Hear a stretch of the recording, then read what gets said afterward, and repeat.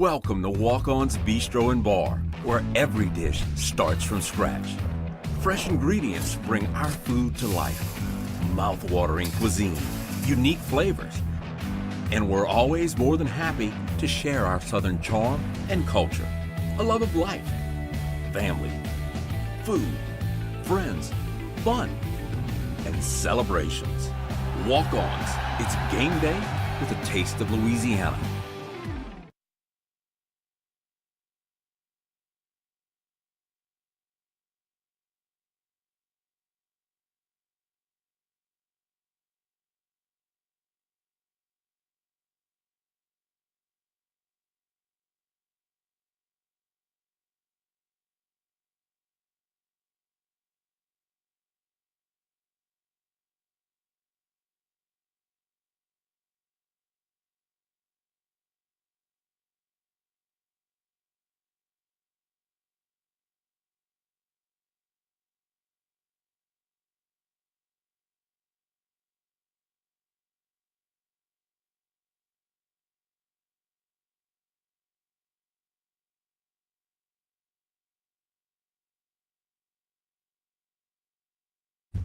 Welcome to Walk-On's Bistro and Bar, where every dish starts from scratch. Fresh ingredients bring our food to life. Mouth-watering cuisine, unique flavors. And we're always more than happy to share our Southern charm and culture. A love of life, family, food, friends, fun, and celebrations. Walk-Ons, it's game day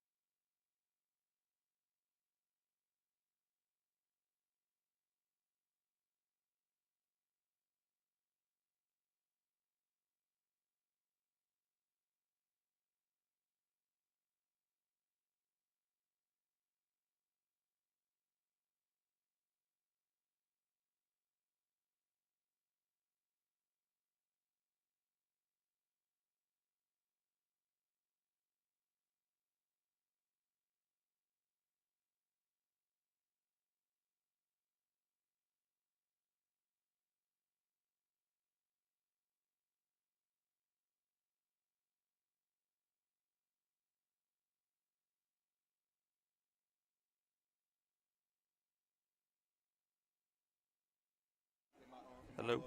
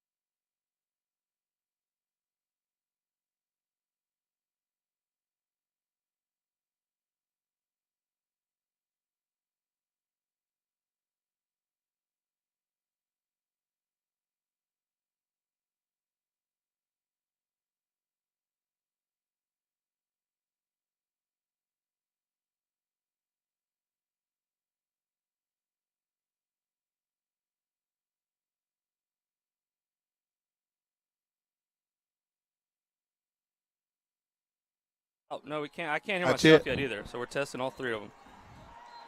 Nothing. Nope. I got nothing. Nope, nothing. Nothing. Nothing. Hello. Nothing. I heard you guys. I'm not talking to you. I know. Go ahead. Talk again. Nothing. Hello. Nothing. Well, I can't. We can't hear each other. So. Nope.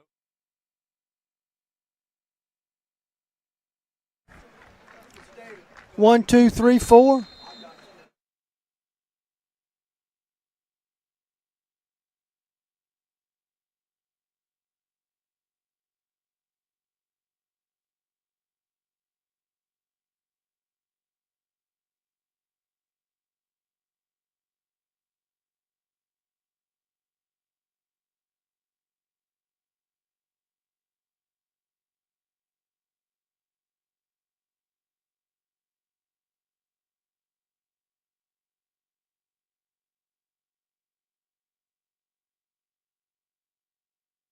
We talked, and the delay thing happened, and I tell you, like it. You want to torture somebody? Do that to them. Hey, read the Bible and let it come back to you as you're talking. No, he Okay, was can't hear- we getting can't back hear off nothing. being out. So it took him a little bit to get rolling. Hello. Nothing. Hello. Hello. No, but I'm not good because I don't hear it. Hello.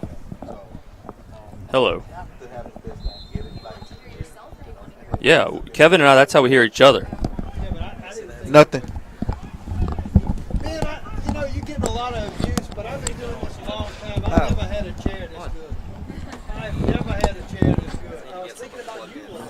Hey, man. padded. Say, bro. Butts and backs to feel good. One time for the old guys, bro. That's all right, man. You all right. One time for the old guys, brother. One time for the old guys. We gotta go up there. I got another 10 of them chained to the wall over here.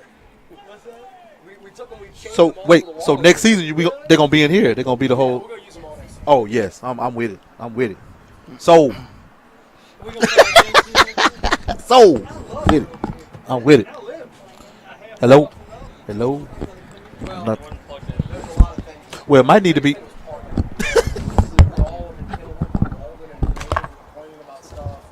It's time. It's a better view to It's time. stats from this principal. Well, thank you, Mr. Butler. More space. We don't need any What complaints. plugged in, Diploma? Plugged in helps. Hey, guess what the theme of Well, you know, one of the problems that we have is he buys these Brandon shirts that Butler are said you great might this be time of year, but We need two. We need an August shirt and a fall shirt. I'm a firm believer in the short pants. Hey, look.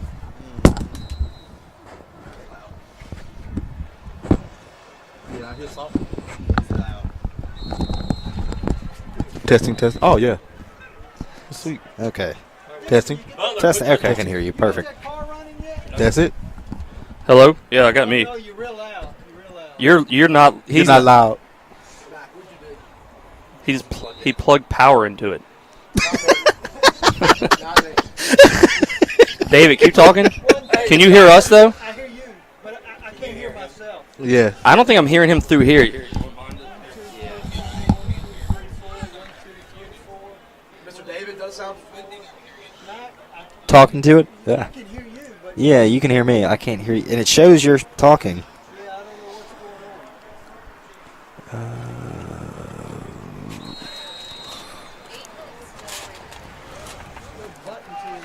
Got it. Yeah. Right there. Perfect. Okay, I'm still talking. I see you're talking. Okay. I'm still talking. Let's see. See, it says he's talking. No, it's not coming louder. It's like loud. It's like low. Test, Test. Yeah, I went down. Yeah, and I can hear you. I hear everybody fine. I can't hear myself, through the speaker. Testing.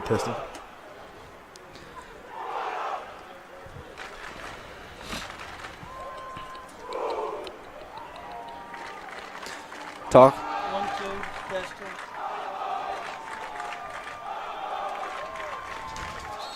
Maybe we need to get last year at this time you were riding the bus and straightened this out. You can hear him? I can.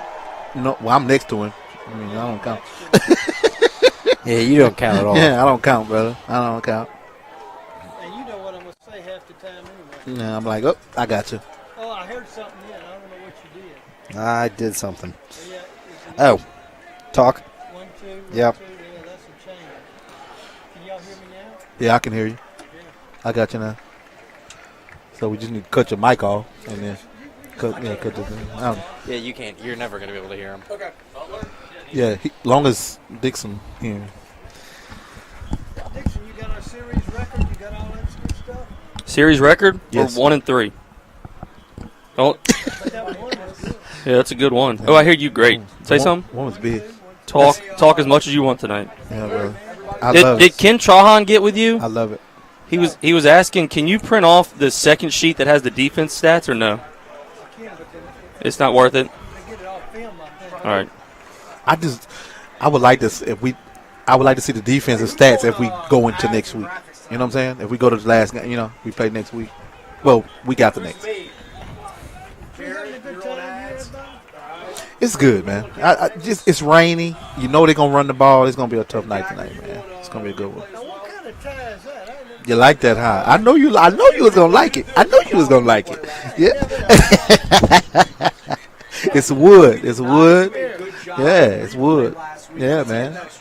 It's a wood grain, and it matched my brown, and it matched my shoes, man. tie like this, Yeah. a wood tie. Solomon Singleton wears them. I was just about to She say, told me. Solomon Singleton. She told me about it. I was like, gotta give me some of those. Little, like, wood flower that he would Uh-huh. Never in my life seen anything. Oh, man, I got to get you one, brother. You stylish. Hey, man, I got to get you one. Man, you go in the court to have your, yeah. You go in the court, everything. He wears like a little vest with it. Uh-huh. Uh-huh. Yeah. I was like, Solomon, look at you. He's like, go ahead, Solomon. Go ahead, Well, brother. I tell you what, if I had one of those things like that, I would make it reversible. So I'd have one wood on one side and flip it over and have another wood tie on the other side. We'll have the other, and then that's what I thought about changing the color of the inside. All I need to do is change this, What's up? What's and up? I'm good to go, man. Make it Velcro. What's the 11? Make it Velcro. No. Look on your script. We're gonna go. We should be getting here No, going we will soon, not but it's gonna be a muggy one tonight, though. Z13 and Z14.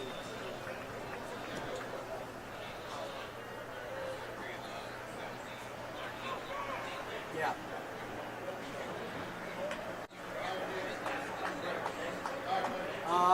No. Look. Okay. Look. Here's what I want to talk. Where's Jared? All right. Listen. In that folder, there's a CHS ads list. Do you see that? All right. So I redid the script. All we're gonna do is whenever we play CHS ads, so like at the end of so look at the first quarter, right? If we get through all 6 of those ads, then we're just gonna start going down the CHS script and mark them off one at a time. Does that make sense? And I'll tell you when to do it. Oh, you can't see him. He's doing it. Uh-huh. We ready to roll? Oh, I like the backdrop. That's dope. How long we got? 2 minutes? All right, now listen. The first thing is X1, so make sure that's ready.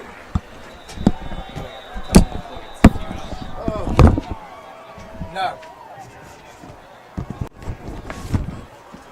Well, hold on. Check Z. I know we're definitely not doing Z11. Yeah, Z11 sucks. No, we're still doing Z6. You can replace Z1. Yeah, replace Z1. One thing I do kind of love about this place is none of these windows match. The top window. Mine y'all's way if I Nope, keep you gotta sitting stay put though. I gotta stay put. You put that head back a centimeter. Look, you can't see it. Look, you're good. See, if you lean back how you are, we see your face. See it? See your face? Oh, your head there. Don't sit there. Or if you just want to like peek your head up at one point, just go. No, no, no, no, no, no. Yeah, I got Bears were always the home of the football field, especially tonight here. I want to listen to Dale Weiner. Oh, that's dope, man. Is that who's calling the Himself? The kid? Nice classic matchup. I'll be back. Hey, we'll be able to hear ourselves think this week without St Aug's band right there. Bro, they whooped us. They whooped us last week. They won that game. Probably need a headset. Yeah, you might want to put y'all's headsets on, guys. They won that battle. Hey, we got X1 ready? We got 50 seconds.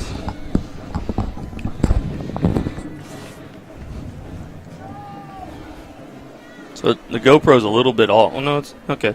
It's good. Yeah, come over here. Close to you. X1. Got it? Hey, by the way, I found that Coach Fertitta found this midfield. Sweet. What is this? A walnut? Acorn? This is our lucky acorn. It looks like it's like an Mid, acorn. I'm not kidding you. Midfield on the Breck logo. Doesn't a Buckeye Yes. look something like that? Doesn't a Buckeye look like that or something? Ben, are we doing? This is it. Yeah, when we get to 0, we're going to play X1. We've played it. We I got think a countdown I think clock. we've played it twice all year. We balling. We got a countdown clock. One thing I don't like about my hair, there's a little divot over here. X1, go. Oh, that goes down. Yeah, just Looks good though. Welcome to Catholic High Football.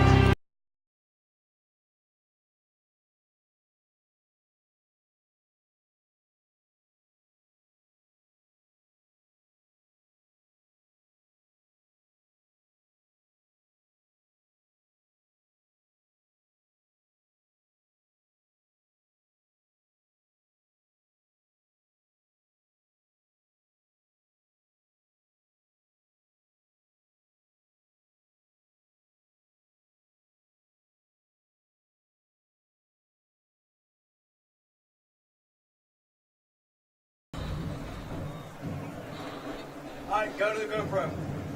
And welcome to Catholic High Football here on 104.5 ESPN BruinBroadcast.com and WBTR. I'm Dixon Wallace McMakin, voice of the Bears, joined by the greats, the Grizzly greats, Mr. David Butler, and the original Mr. Football Friday Night, Kevin Franklin, for tonight's semifinal matchup of Division I Louisiana High School Athletic Association football between your Catholic High School Bears and the Rummel Raiders out of New Orleans.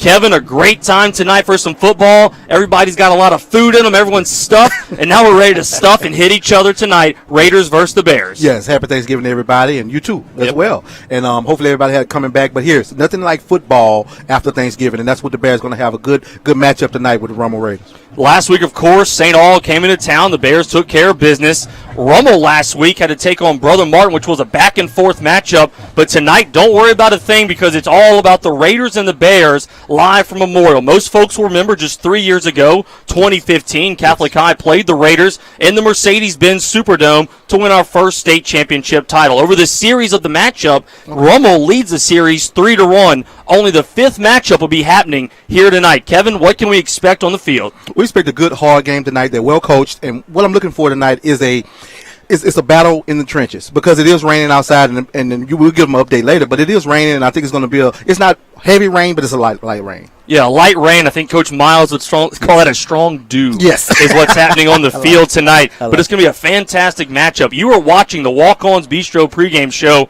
and we want to thank all those Catholic High corporate partners: Walk-Ons Bistro, Mid-South Bank, Slocal, Baton Rouge Coca-Cola, Marucci, Moro Physical Therapy, Raising Cane's, Lamar, Shoppers Value, and Walters, Papillon, Thomas Cullens, attorneys at law. Stick around. We'll have Coach Gabe Fertitta's Mid-South Bank coaches interview and more. It's semifinal action, Division I playoffs. We'll be right back on the Bruin Broadcast Network. Good job.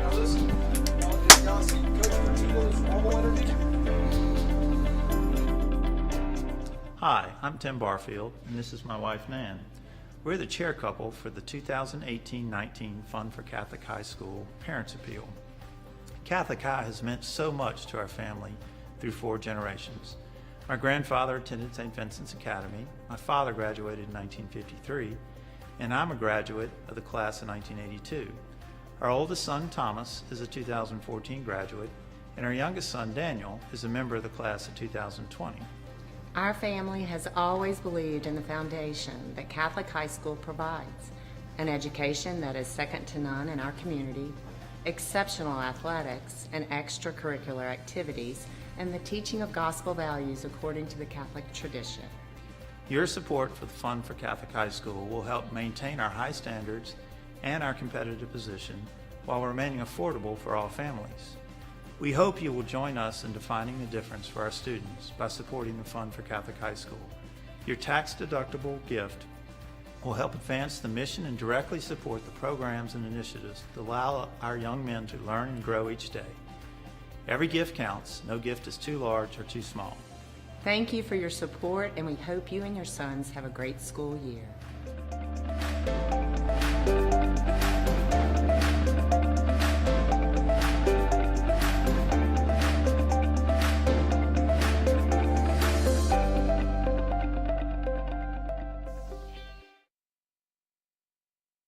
Welcome back, fans, to the Walk-Ons Bistro pregame show. I'm joined now by head coach Gabe Fertitta for the Mid-South Bank coaches interview.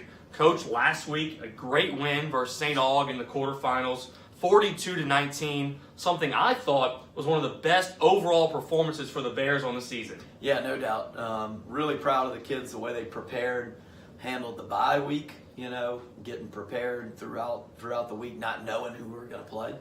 And then handling the week of preparation leading up to St. Aug. I thought we had probably our best week of practice that week, and I think it showed on the field Friday night. The kids played really hard, played well, good sound fundamentals, and played a real physical football game that night. Tonight, the Rummel Raiders come to town for the Division I semifinal matchup. Almost all the Bear fans remember 2015, the last time we played Rummel in the Superdome. This time, the team had a very competitive matchup last week versus Brother Martin and us off our dominating win versus St. Aug. How do you think that will play in tonight's matchup? We didn't get up ahead enough quickly and by enough points against St. Aug to pull people out of the game, So, I think both teams will be somewhat similarly rested in terms of players. Rummel did have to, claw and scratch there at the end to beat Brother Martin. But, if Coach Roth, who I have a ton of respect for, he was the head coach at Rummel when I was a player there. But, if I know Coach Roth, he'll have his team having put that behind them and ready and prepared for this game. So I think you can pretty much throw out what everybody did last week and what everybody did all throughout the season and comparing scores of games and who they played versus who we played. When you get into the semifinals of this playoff system, you can throw all that out the window, and the only thing that matters is, of the two teams, which of the two has come ready to play on Friday night. Especially tonight, looking at the weather forecast, as of right now, 100% chance of rain at kickoff. How do you think that will affect tonight's matchup for the Bears? Well, the Cur Dogs love a good slop, and so I think if it is pouring down rain at kickoff, I think our kids will be ready for it. I think it bodes well for us in the running game, and I just think that the mindset, the mentality that we've established here over the course of the last 30 years, is that the circumstances don't matter. Rain is a circumstance. It's something that we don't control. And we're going to go out there and just play the way we would always play and make sure we secure the ball and maybe try to rip it out a few times.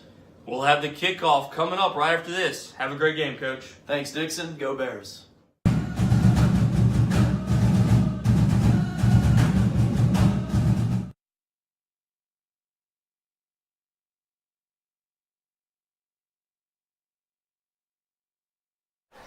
That was the Mid-South Bank coach's interview. Thank you to Coach Gabe Fertitta for that. All right, Kev, now it's always time. Kevin's keys to victory. What are they tonight? Well, defend your house. You're playing at home. It's a home game. You have a history with these people. Defend every blade of grass. You have to be ready to defend your home tonight. Defend the home, defend Memorial. Key number 2. Put together drives with the run and the pass. You can't depend so much on that run. We've been dominating people on the ground, but you have to mix up that passing game. And Dortez was a little off because he was 2 weeks of being off. So now I'm expecting him to come back this week and do a good job with that passing game. Yeah, that'll be something for the folks at home that are watching and listening. Rummel so far in the season, more of a pass-oriented team. They average about 55% of their plays are pass. Catholic High, a little bit of the reverse. We're about 60% run. So that'll be something for the folks to look at home. Key number 3 tonight, Kev. Protect the middle of the field in the red zone and convert in the red zone. The middle of the field, as we saw a couple of those long passes in the middle. We played St. Thomas more later on the season. They got us over the middle, up in the middle. So I'm looking for this week. But this week, we have to stop them in the red zone as well. So tonight's keys to victory for Kevin: defend the house, put together drives of runs and pass, and protect the red zone. You've been watching and listening to the Walk-Ons Bistro pregame show. Folks, we're live from Memorial Stadium. It's a semifinal matchup between the Bears and the Raiders. We'll be right back with some football right after this on the Bruin Broadcast Network. Hello, my name is Paul Ross from the class of 1987, and I'm the current Catholic High Men's Club president. Since 1930, the Catholic High Men's Club has provided service and funding to Catholic High. The Men's Club membership drive is now underway, and for just $30 a year or $300 for a lifetime membership, you too can become a part of this tradition. The Men's Club sponsors the weekly football broadcast and actively supports many programs at CHS. Please provide your support by joining or renewing your membership now on the Men's Club page at catholichigh.org. This is Lisa Harvey, the principal of Catholic High School, inviting you to support the Fund for Catholic High. With a strong legacy of participation from parents, alumni, and friends, and I am proud to say 100% of our faculty who have contributed, the Fund for Catholic High School is essential to ensuring continued excellence for our students as they learn, grow, and discover their true potential for success in life. So give today to the Fund for Catholic High School by logging on to catholichigh.org and be a part of what's defining the difference at CHS. And go Bears! Catholic High School is proud to announce that 17 seniors have been recognized in the 2019 National Merit Scholarship Program. CHS had 11 students qualify as National Merit semifinalists and 6 recognized as National Merit Commended Students. Congratulations to these outstanding young men. We are Catholic proud. All right, well, hey, everybody.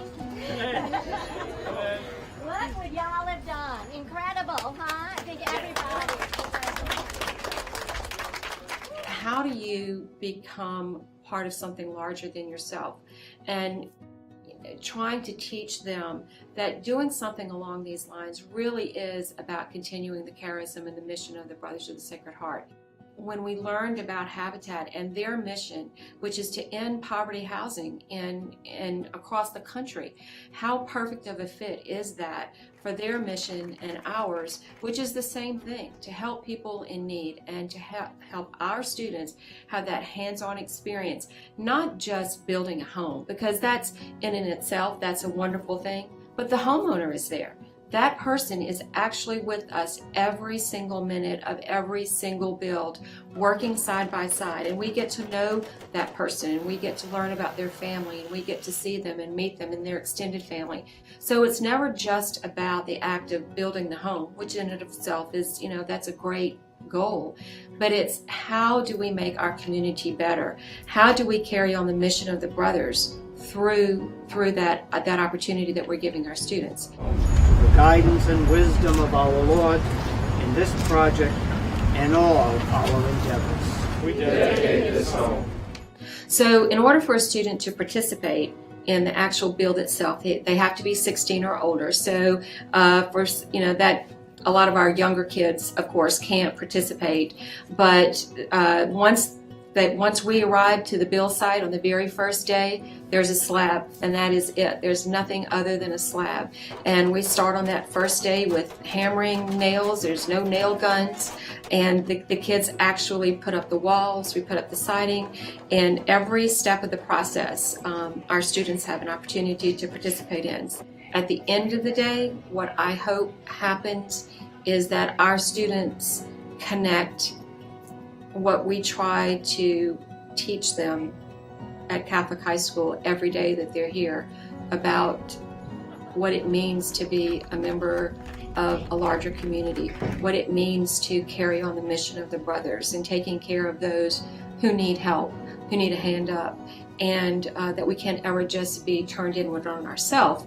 We have to always look outward, and that's where our faith gets put into action. What they're experiencing here, but how do we take that, to not only those inside of our community, but outside of the Catholic High School community as well.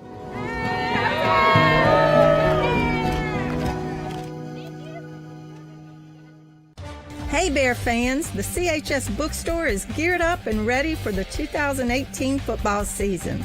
Arrive at the game in style this season. Come to the bookstore and check out all the latest apparel and fan gear and pack the stands in orange and black. Football tickets can be purchased right here for every game.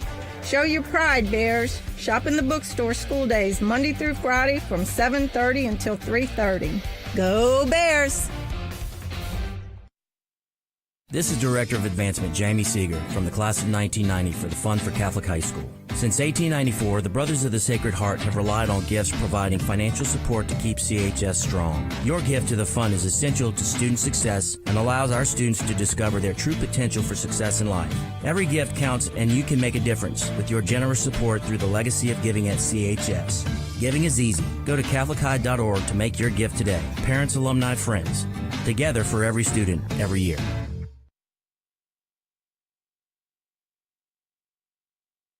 Hello, my name is Paul Ross from the class of 1987, and I'm the current Catholic High Men's Club president. Since 1930, the Catholic High Men's Club has provided service and funding to Catholic High. The Men's Club membership drive is now underway, and for just $30 a year or $300 for a lifetime membership, you too can become a part of this tradition. The Men's Club sponsors the weekly football broadcast and actively supports many programs at CHS. Please provide your support by joining or renewing your membership now on the Men's Club page at CatholicHigh.org.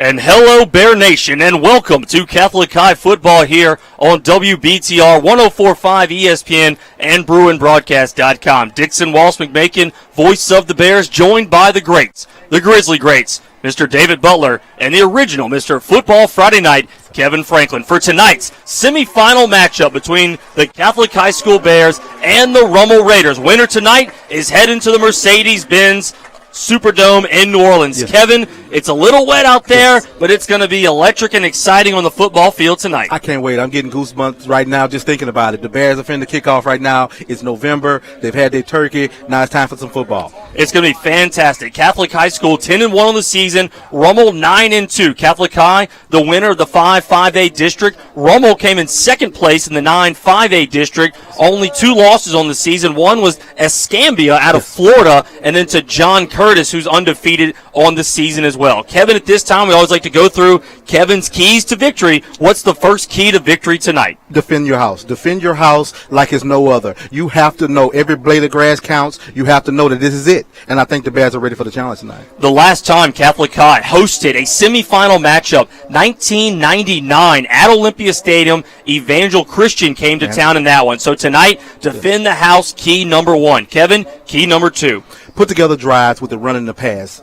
Just doing it by the run tonight, I know Rummel's a little tough. They have a really good, tough defense, and they really fly around really well. We have to mix that pass in there well, and I'm looking for Dortez to have a better night tonight. He was off 2 weeks, so I'm looking to have a better week this week. Yeah, one thing we'll talk about during the broadcast is points allowed, points given up. So far on the season, Catholic High is averaging right over 40 points a game. Rummel, on the other hand, is only averaging around 29 points a game. So something to see as the broadcast goes on, which defense will have the opportunity to stop the other one. Yes. So, Kevin, key number 3 tonight. Protect the middle of the field in the red zone and convert in the red zone. The offense is converting in the red zone will equal points. And also defending, because we gave up the middle of that field a lot of times. And I just think that's where we have a bit of the disadvantage in the middle of the field. Middle of the field, protect the red zone. So defend the house, put together drives of runs and passes, and protect the red zone and score in the red zone. Yes. Kevin, this is a matchup, going back and doing the research, you would have thought Rummel, Catholic High, 2 Catholic League schools would have had a lot of history in the regular season and postseason. Yes. Tonight, folks, will only be the 5th matchup in school history. The first one came in 2001. Rummel won that one. 2013, 2014, back-to-back regular season games. Rummel won those as well. But Catholic High got the better of the Raiders in 2015 in the state championship game when they won their first Division I state title, 31-28. So tonight, Kevin, the 5th matchup, and Rummel wants a little bit of revenge from that Superdome title we took in 2015. Yes, no doubt. And I know they're similar to us, and Coach said it in his interview.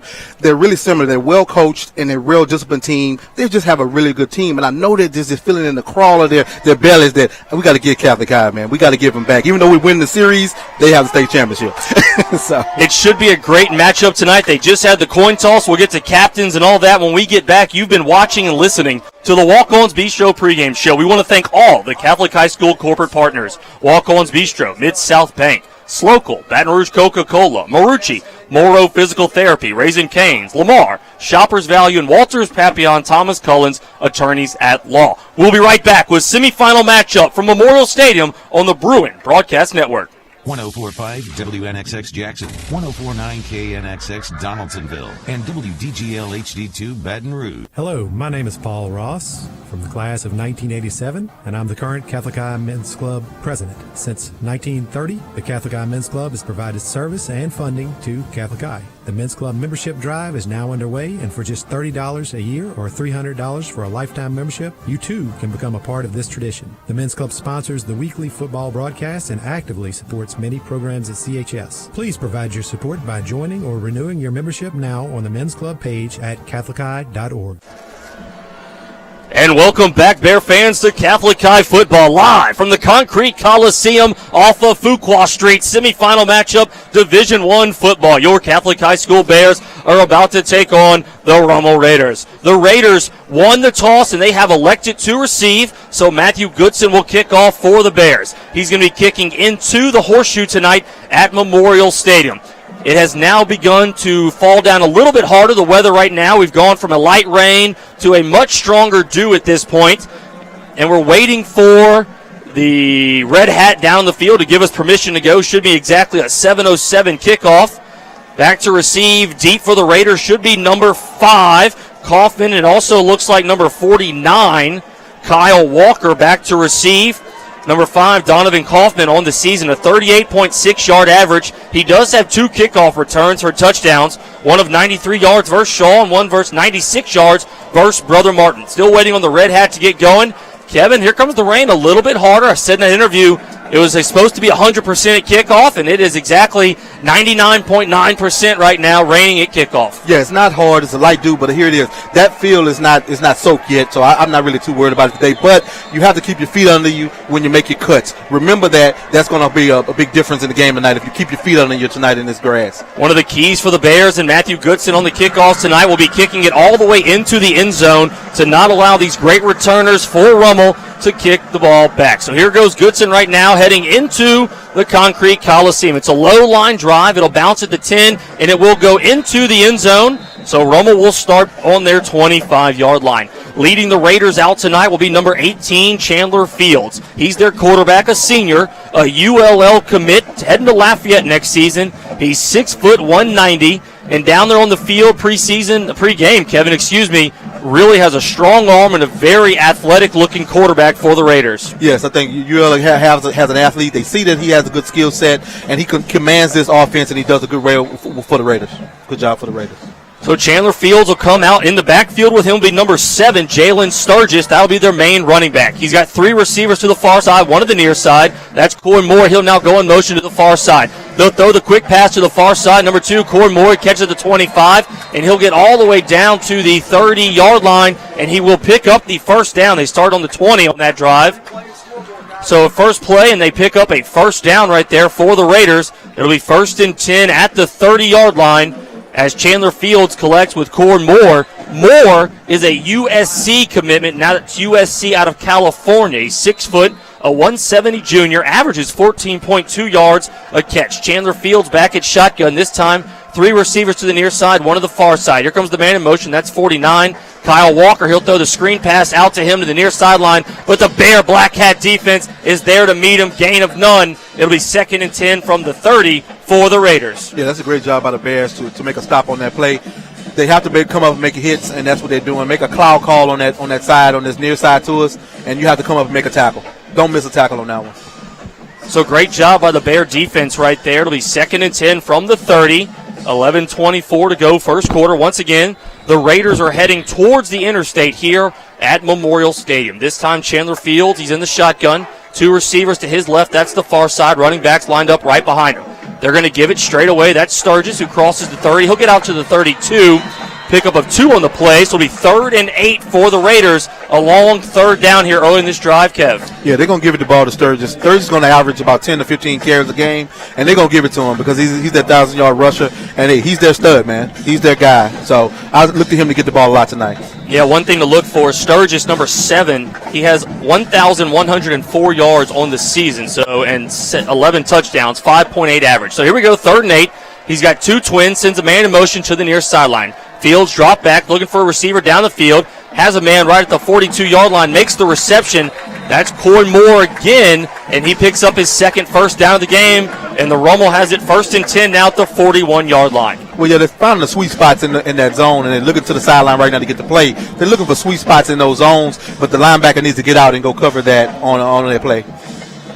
You know, one thing I was impressed with down on the field before the game, Chandler Fields does have a very strong arm. Yes. Consistently was just throwing it 45 and 55 yards down the field. Strong arm. Still have it 1st and 10 from the 41-yard line. Fields at shotgun. 2 receivers to his left. That's the far side. Shotgun snap.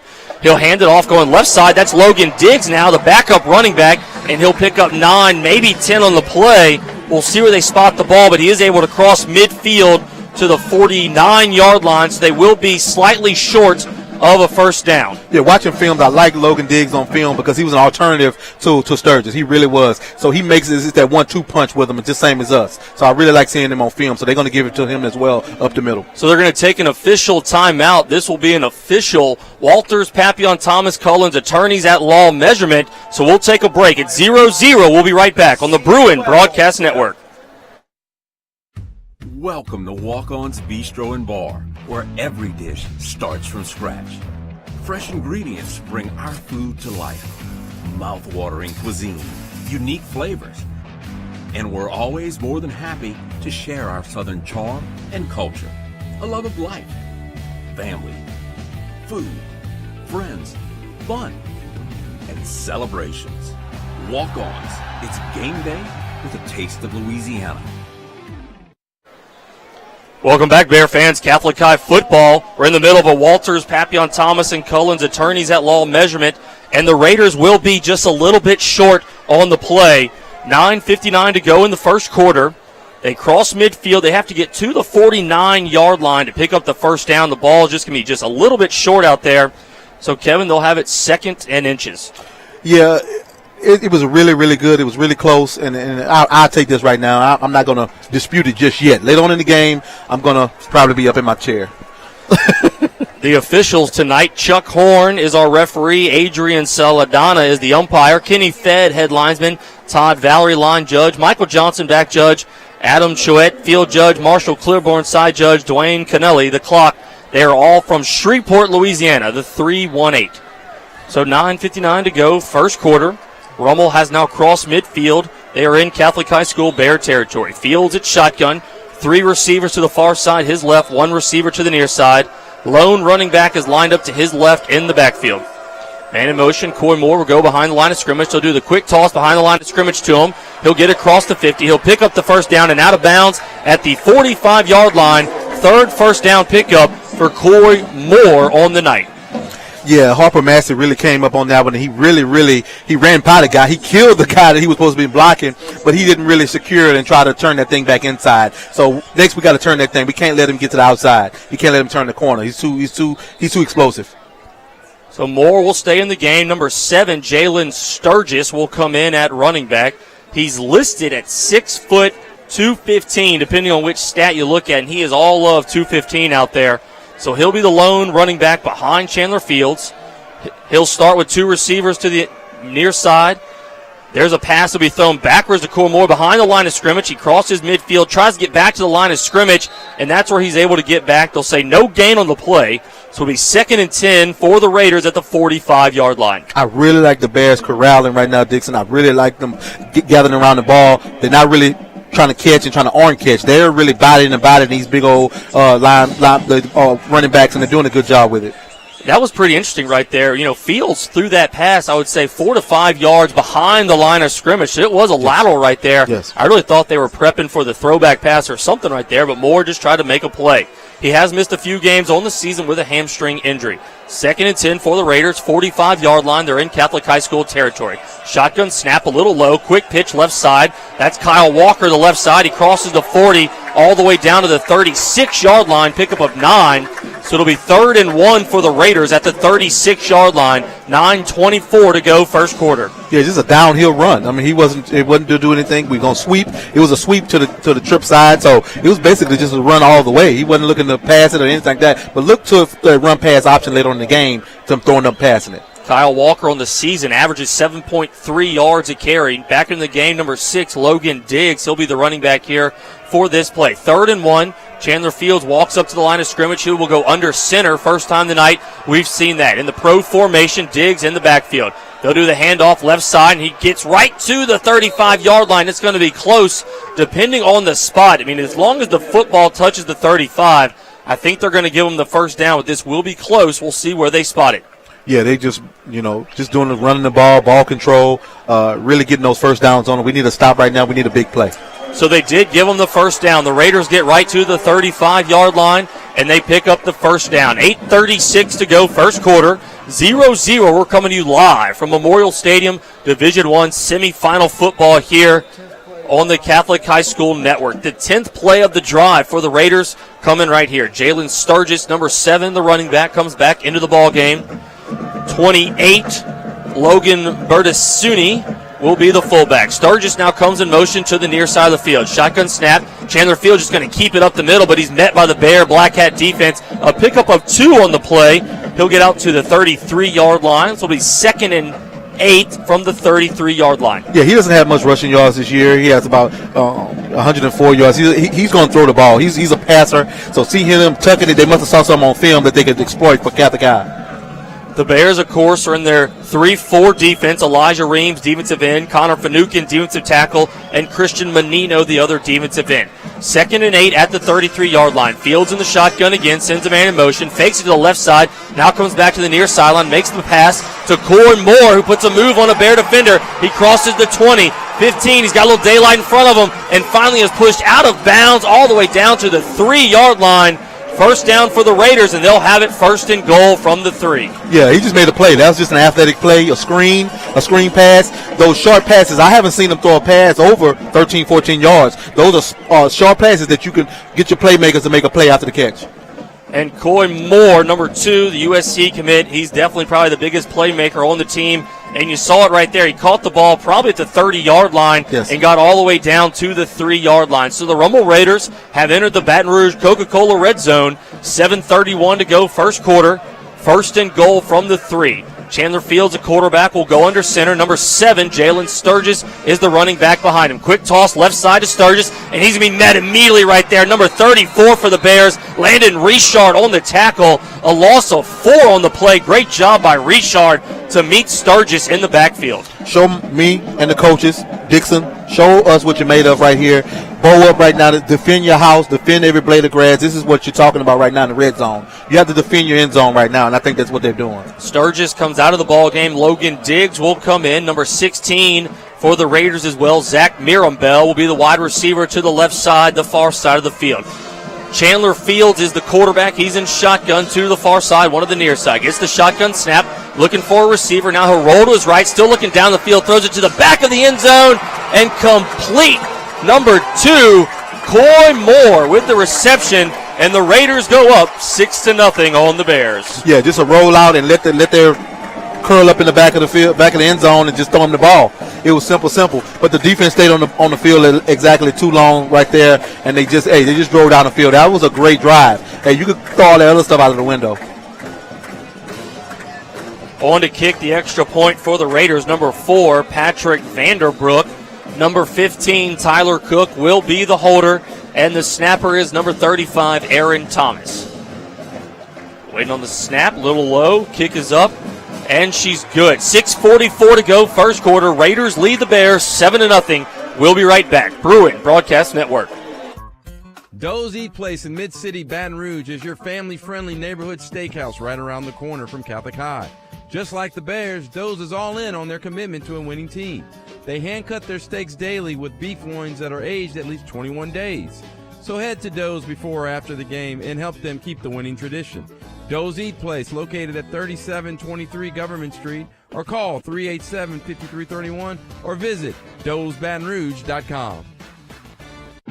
At the Bone and Joint Clinic of Baton Rouge, we treat the athlete inside all of us. Whether it's an injury from a game-breaking play or a fall in the driveway, we're ready to treat all of your aches and breaks. With locations in Baton Rouge, Prairieville, and Walker, our 17 orthopedic specialists share a common goal: to keep you moving. Orthopedic specialists are on hand Fridays from 7 p.m. to 11 p.m. at our Prairieville location. Find us online at bjcbr.com. The Bone and Joint Clinic of Baton Rouge. Move more, hurt less. Welcome back, Bear fans, to Catholic High football here, 104.5 ESPN, BruinBroadcast.com, and WBTR. After the drive, Rummel Raider goes up 7-0 on the Bears, 6:44 to go in the first quarter. Kevin, what was that last drive like for the Raiders? It was 13 plays, 80 yards. Time of possession was 5 minutes, 16. But what I got out of that is that we haven't had a longer drive like that since EA. I mean, we've had a couple of weeks of nobody driving down on us like that. So now we're in a position where we have to kind of fight back and kind of do some things. So I'm looking for the Bears to take a different position here and show us what they're made of. So the Raiders will now be kicking left to right on Dizzy's Toyota Tundra dial. Doing the kicking, number 4, Patrick Vanderbrook. Back to receive for the Bears, Braylon Morgan and Josh Parker. The rain is now coming down a little bit harder, I would say, here at Memorial. Most of the fans have on umbrellas, outs, rain jackets, and all that. We thought coming into the game a little bit of rain would be in favor of the Bear with our better running game, but the Raiders get up 7-0. Here comes the kick. A high kick will be returnable for Josh Parker. He's at the 3-yard line. Crosses the 10, looking for a blocker. Makes a man miss at the 15, 20-yard line. Now cuts it across to the 30, all the way down to the 31-yard line. A pickup of 28 on the return for Josh Parker, and the Bears will start 1st and 10 at the 31-yard line. And here comes Cameron Dartez and the offense. Yeah, Cameron Dartez is taking the field, and that was a great run because he's running after contact. No one guy, he made a couple of guys miss, and that's what you want for your best players, to set us up into a good position. Dartez will come out at shotgun. Josh Parker will be the running back to his left. Bears will have 3 receivers to Dartez's left. That's our near side here on the press box. 1 receiver to the far side. That'll be his right. The Bears will be driving into the horseshoe here at the Coliseum. The official on the far side of the field throws a flag. And if it comes in pre-snap, you got to think that's going to be offsides on the Raiders. I mean, can't do anything else. So there you go. Yep, defensive offside. So the Bears will get 5 yards. So now they'll have it 2nd and 5 from the 36-yard line. One of my notes coming into the ball game, in those losses the Raiders have, in those close games, they have beat themselves up on penalties. Yes. Something to watch for at the end of the night, the penalty battle for the Bears. So once again, Dartez at shotgun, 3 to the near side. Now Gregory Martin will go in motion. He'll line up to the right of Dartez in the backfield. Josh Parker's lined up to his left. Shotgun snap. Dartez rolls back looking for the screen pass to Josh Parker. Had a little bit of pressure there. He threw him at his feet. So the Bears will just have it 2nd and 5 at the 36-yard line. Yeah, you lose nothing by throwing the ball at the feet on that one, and you also do a good job of setting us up. Hey, don't lose any yards for us, and that's what he does well, and that's why I like having him back in the game for us. Super rare to see a screen pass on your opening play of the ball game, but the Bears must have seen something there. Never quite know what they're brewing up over there on Hearthstone. So now Dartez at shotgun. He'll get everybody in the backfield with him except for 1 receiver to the near side. Shotgun snap will hand off to Josh Parker, right side. Try to make a man miss. Crosses the 40, but he will get out to the 42-yard line, and the Bears will get a 1st down, Catholic High. Yeah, that's the thing. They understand. We're used to the big playability, but they don't understand that Josh's average is about 9 yards a carry. So, hey, I'll take the methodical 9 yards over downtown any day. Josh Parker comes out of the ball game. Number 1, Braylon Morgan will come in. Parker on the season averaging 9.6 a carry. Braylon Morgan, 9.7. Not losing much right there. Dartez at shotgun. He'll send Braylon Morgan in motion, and it looks like we'll have a false snap right here. And they're going to say that the ball is fumbled, and the Raiders will pick it up. So Hibbert fumbles the snap, and the Raiders will come away with it at the 42-yard line. You don't see that every day, but Brian Hibbert has a false snap, and the Raiders will now have their 2nd possession of the ball game. Great field position starting at the 42-yard line. Yeah, wet ball, is raining. I haven't seen him miss snap all year. We've been watching this game for 10 weeks, but that's just something new to him because it's wet. So we just got to clear that up. That's just some of those miscues. We need to bow up right here and do a good job of defending our house right here. You know, that's one of 2 things. In the shotgun snap, either it comes out very high so you hit your butt, or you think the quarterback's underneath you and you snap it like he's there, and he wasn't. But Chandler Fields and the Raider offense will start 5:59 to go, 1st quarter at the 42-yard line. He'll throw the quick seam pass to Coy Moore, who will pick up another 1st down for the Raiders as he gets all the way out to the 28-yard line. A pickup of 14 on the Fields to Moore completion for the Raiders. I guarantee they saw the same things in films that we did. Coy Moore is just basically, he's their best player, and we're going to make Catholic High play defense against us. Put your best player on me, or I'm going to split the defense and I'm going to make some catches. So Fields throws a strike to Moore. They pick up the 1st down. They're out to the 28-yard line now in Catholic High School territory. Number 6, Logan Diggs, comes in at running back. He's got double twins, 2 receivers to his right, 2 to his left. Rummel is heading towards the interstate here at Memorial. Shotgun snap. He fakes the dive handoff, looking down the field for a man down the field. Now he gets away from the Bear defenders, rolling out to his right, and will throw it high. Intended for number 17, Amor Rayshall. Incomplete, so they'll have it 2nd and 10 from the 28. Well, I've seen Rummel really throw the ball more in these last 2 drives they've done all year. They're only averaging about 50% passes, but I think they're kind of capitalizing on the Catholic High's lack of their secondary. We're giving up about 179, 160 passing yards a game, and I think they saw that on film. Yeah, Coach Bobby Sanders for the Raiders is their wide receivers coach, passing game coordinator. said before the game, man, y'all really have some impressive cornerbacks. Are those the same guys as last year? I said, actually, no, they're two different guys. So that's impressive. Right. So number 28 comes in. Logan Bertasini comes in at running back.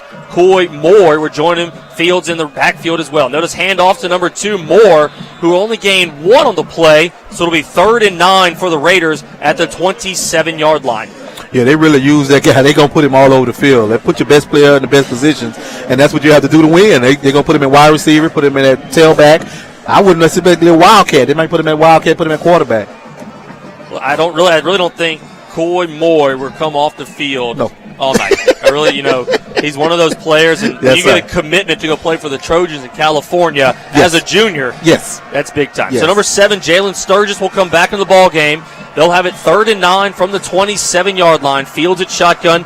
3 receivers to his right. That's the near side. Drops back looking for a man down the field. Has a receiver on the out route. Incomplete. Intended for, once again, number 17, Amor Rashal. Incomplete. So the Raiders will have it 4th and 9 from the 27-yard line.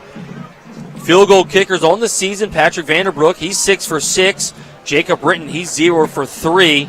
They're right at his range, though, right here. The field goal would be about a 43-yarder. Yes. So we'll see what they do. They do have 2 quick kicks on the season, 1 for 26 yards and 1 for 35. Right. We'll see if that's what they do here. But they have it. They're going to call it 4th and 9.5 at the 28-yard line. Chandler Fields at shotgun, number 6, Logan Diggs. But Coach Roth is going to take a timeout. 4:36 to go, first quarter. Bears lead. Bears are down 7-0. We'll be right back on the Bruin Broadcast Network. Shoppers Value, a proud corporate sponsor of Catholic High School, invites you to stop by one of our 18 locations in Louisiana and Mississippi to stock up on all your grocery needs. Our cost-plus pricing offers you great value along with a quality selection of groceries, meat, and produce. Let us be your one-stop location. Shoppers Value, locally owned and operated, a proud family legacy of 3 Catholic High graduates, and a proud supporter of Catholic High School.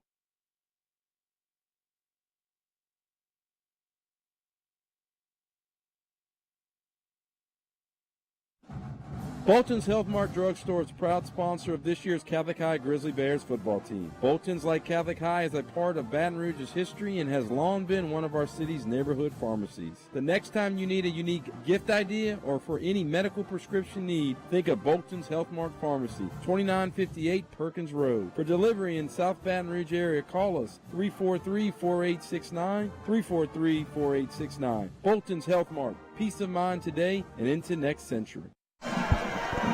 Welcome back, Bear fans. Catholic High Football, 104.5 ESPN, BruinBroadcast.com, and WBTR Channel 19, Baton Rouge, 144 in Ascension. The Raiders have it 4th and 9 from the 28-yard line, 4:36 to go, first quarter. Raiders are already on the scoreboard as Chandler Fields connected with number 2, Coy Moore, on the 6-yard reception. Now they're going to bring in a new football here as we are ready for play. We do have a red hat tonight, so they'll be kind of slowing things down a little bit on the timeout. So here we go. Raiders are at the 28-yard line, 4th and 9.5. Chandler Fields at shotgun. He's got 3 receivers to his right. That's the near sideline. That's also Rummel's sideline.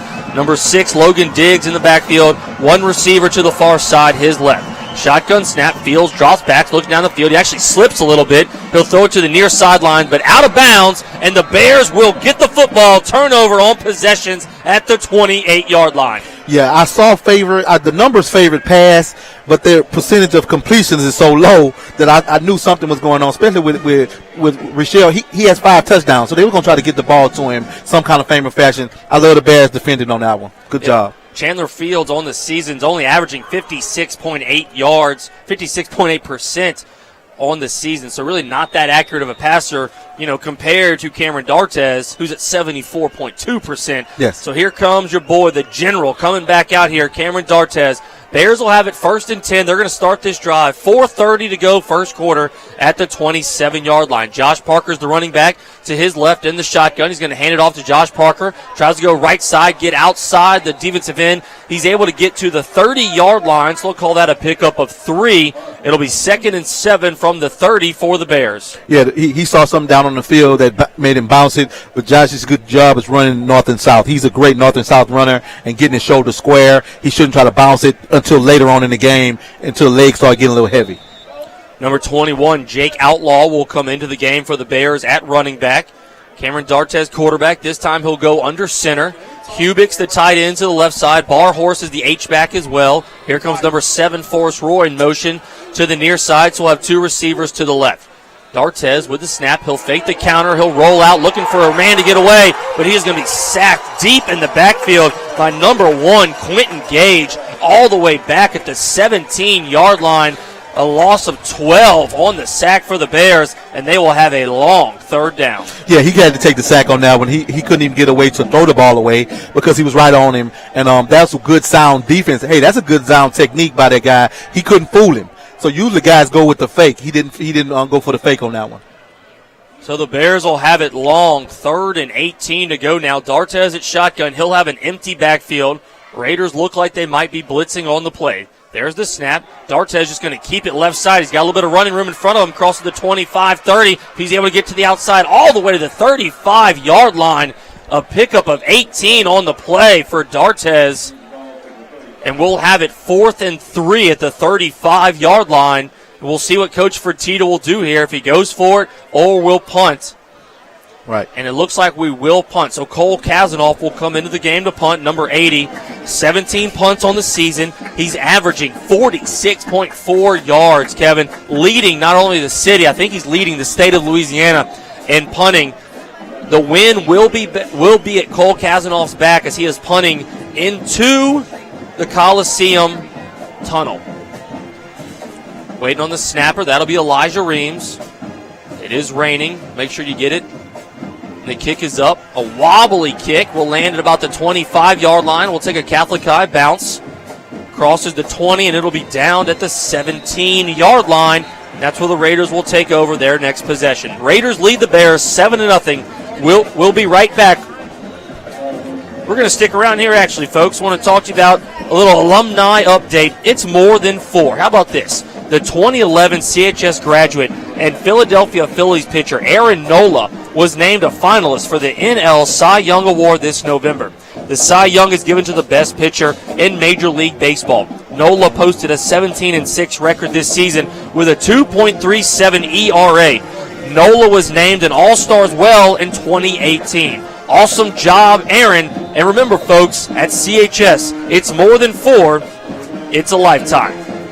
The Raiders will start now their third possession, 2:04 to go, first quarter, at the 17-yard line. Fields gets the shotgun snap, then he throws it to the far sideline. That's number 11 making the reception, Jacob Renton. He's one of their top receivers. He's able to get out to the 20, a pickup of 3. They'll have it 2nd and 7 from the 20. Yeah, Renton kind of seems like a possession receiver to me. By the yards he's got, he's averaging 12 yards, but he kind of went flat on the route. He wasn't going north and south. He kind of went flat, and every time you go flat, you're not going to gain but 1 or 2 yards. So they'll call it 2nd and 7. They're right at the 20-yard line, still heading towards the interstate. Number 49, Kyle Walker, will come into the game. Logan Diggs comes out at running back. Walker will be the running back. Fields is at shotgun. He's got a tight end to his left. That's the far side of the field. 1 receiver as well. 2 receivers to the near sideline here on the Rummel side. He'll hand it off to number 49. Walker just goes right up the middle, and he's able to pick up the first down as he gets all the way out to the 33-yard line. First down for the Raiders. Yeah, Walker's that bruiser. He's that guy. Hey, he's the muscle. He's that guy that's going to give you those tough yards. But, hey, I like the free safety. When he came up on that. He made a play on that, man. I love the fact that he put a shoulder on that guy like that. Walker picks up the first down. He'll come out. Number 7, Jalen Sturgis, will come back into the ballgame. 18, Chandler Fields is the quarterback. Waiting for the play clock to start. Looking to the near sideline for the play. Looks like he'll have 1 receiver to the far side, 2 to the near side. The tight end as well, number 86, Carlton Williams, will be lined up to the right. Pistol formation as Jalen Sturgis can be lined up right behind the quarterback. Shotgun snap, and it's going to fall on the ground, and I think the Bears have recovered it, just like it happened to Catholic High. Now the Bears get it as the center makes a wrong snap, number 57, Chase Tollin, and the Bears will have phenomenal field position here starting at the 32-yard line. Hey, we got to convert, man. Hey, sometimes the ball does bounce your way at home, and that's what he did on that play. Hey, man, that's a good awareness to jump on that ball like that and to be looking for it. Good job. So exactly that happened to the Bears with Hibbard also happens to Chase Tollin with the Raiders, and Cameron D'Artez in the offense will start in Rummel Raider territory for the first time of the night. 53 seconds to go in the first quarter. Bears are down 7-0 to the Raiders. Division I semifinal football. Josh Parker's the running back. D'Artez, he'll go under center. 2 receivers to the far side. Quick toss right side to Josh Parker, trying to get back to the line of scrimmage, and that's where he'll get maybe a loss of 1 on the play, it looks like. So back to the 33-yard line. 2nd and 11. Game clock is at 40 seconds here in the first quarter. Bears are trying to establish the running game. So far, have not been successful. First, the Rummel Raider defense. Number 93, Kobaz Craig. Number 99, Byron Avilia out there as well. D'Artez at shotgun. Send a man in motion. That's Gregory Martin to the near sideline. 2 receivers to his left as well. Jake Outlaw, the running back, lined up in the backfield to his left. Shotgun snap. Handed it off to Jake Outlaw. He'll go to the right side on the dive. He'll be able to get back to the 30-yard line. Pickup of 3 on the play. But it'll be a long 3rd and 8 for the Bears.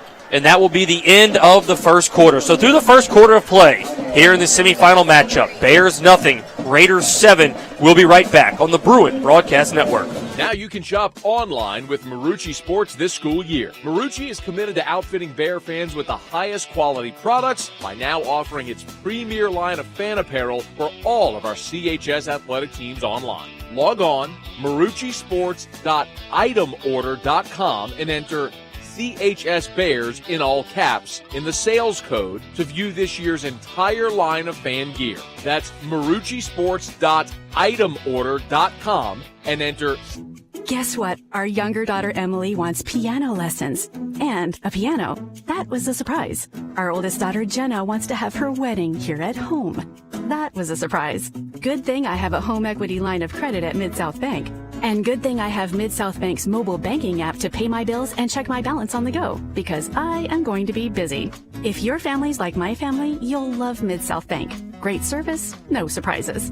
Mid-South Bank, member FDIC, equal housing lender. Welcome back, Bear fans. Catholic High football here, 104.5 ESPN, BruinBroadcast.com, and WBTR. Hey, Bear fans, it's more than 4 athletic look here. The CHS wrestling program will hold its 50-year reunion on January 26th at the Catholic High School, immediately following the city championship finals. All wrestling alumni and former coaches are invited. Contact Alumni Director Brian Hightower for further details. And don't forget, always check out www.catholichigh.org for all the updates and all the great things that are happening at Catholic High School. Remember, folks, at Catholic High, it's more than 4. It's a lifetime. Starting the second quarter here. Waiting on the Red Hat to get off the field. Kevin, you have some first quarter stats. Yes, Rummel has 21 plays for 110 yards. Catholic High has 8 plays for only 15 yards. Can't get any worse, like you said, Dixon. It's not negative, but at least, we're going in the right direction. So the Bears will have a long 3rd down here. 3rd and 9 from the 31-yard line. They've now flipped fields. So Catholic High is now heading out of the horseshoe and heading into the wind and towards the interstate. D'Artez at shotgun. Josh Parker running back to his right in the backfield. 2 receivers to both sides for the Bears. First play of the second quarter. Shotgun snap to D'Artez. He'll drop back looking for a receiver. Still looking for a man. Throws it all the way across the field and through the hands of number 82, Solomon Singleton, who would have been short of a first down. But it will be 4th and 9 for the Bears at the 31-yard line. Decision here for Coach Fertitta. Go for it or go for the field goal here. And they will go for the field goal as Cole Kazanoff will come on to kick the field goal. On the season, Kazanoff is 2 for 4, 50%, a long of 37. And we'll see where the ball is placed right here. And it's going to be spotted at the 38-yard line. So a 48-yard attempt here for Kazanoff into the wind. But if he does miss, in high school football, they'll get it at the 20. So it's an okay if he misses. So not too much to lose here for the Bears. Here comes Kazanoff. Elijah Reams will be the snapper. Cameron D'Artez will be the holder. Good snap. Kick is up. Looks like she has the distance, and she's good. Kazanoff hits on 48 yards, and the Bears get a little bit closer, 7-3 here in the second quarter. We'll be right back on the Bruin Broadcast Network. It's game day. A day that should be spent in the living room, not the kitchen. So next game, you just worry about the score, because we've got the food covered. With hand-battered, cooked-to-order, always fresh, never, ever frozen chicken fingers, craveable cane sauce, crispy crinkle-cut fries, and jugs of freshly made tea and lemonade. Raising Cane's Chicken Fingers, one love. Welcome back, Bear fans. Catholic High football. Cole Kazanoff connects on the 48-yard field goal to put the Bears a little bit closer. They're only down now 7-3, 11:46 to go in the second quarter. What a great kick by Kazanoff right there, Kevin. Hey, man, good job. Way to put your foot in it, son. Hey, man, just like Mama when she's cooking them greens, man, you got to put your foot in it, and that's what he did, man. I love it for him because here it is. We had to come away with points on that one, and we can't be able to stay championship if we can't put points together. Great job by Kazanoff. Coming in the game, his long was a 37. Matthew Goodson's long was 33. So that's the first field goal made on the year post after 40 yards. Wow. So here we go. Matthew Goodson will do the kickoff. Kicking off from the 40, heading left to right on the radio dial. Looking for him to kick it all the way into the end zone here. If possible, it is into the wind. And it will be returnable for Donovan Kavanaugh, who catches at the 5, but he fumbles it there. And now the Bears are trying to wrap him up. He's able to get all the way out to the 20-yard line. So still a return of 15 by Kaufman right there. And that's where the Raiders will start at 1st and 10 at the 20. Yeah, that's a good job of covering because sometimes stuff like that and the runner still, he gets it, he gathers it, and he finds a hole. But that's where they stay disciplined. Hey, Coach Eric Ham, he's doing a great job with especially on kickoff return. So the Raiders, who have already put together an 80-yard drive that went 5-16 with 13 plays, will now start a second drive of the ballgame at the 20-yard line. 11:39 to go till halftime. The Raiders lead 7-3 over the Bears. Coming out again, Chandler Fields, senior quarterback, ULL commit. He's joined by Jalen Sturgis, the running back, and Coy Moore, number 2, who's already caught a touchdown on the night. He's the USC, heading to be a Trojan in 2 years.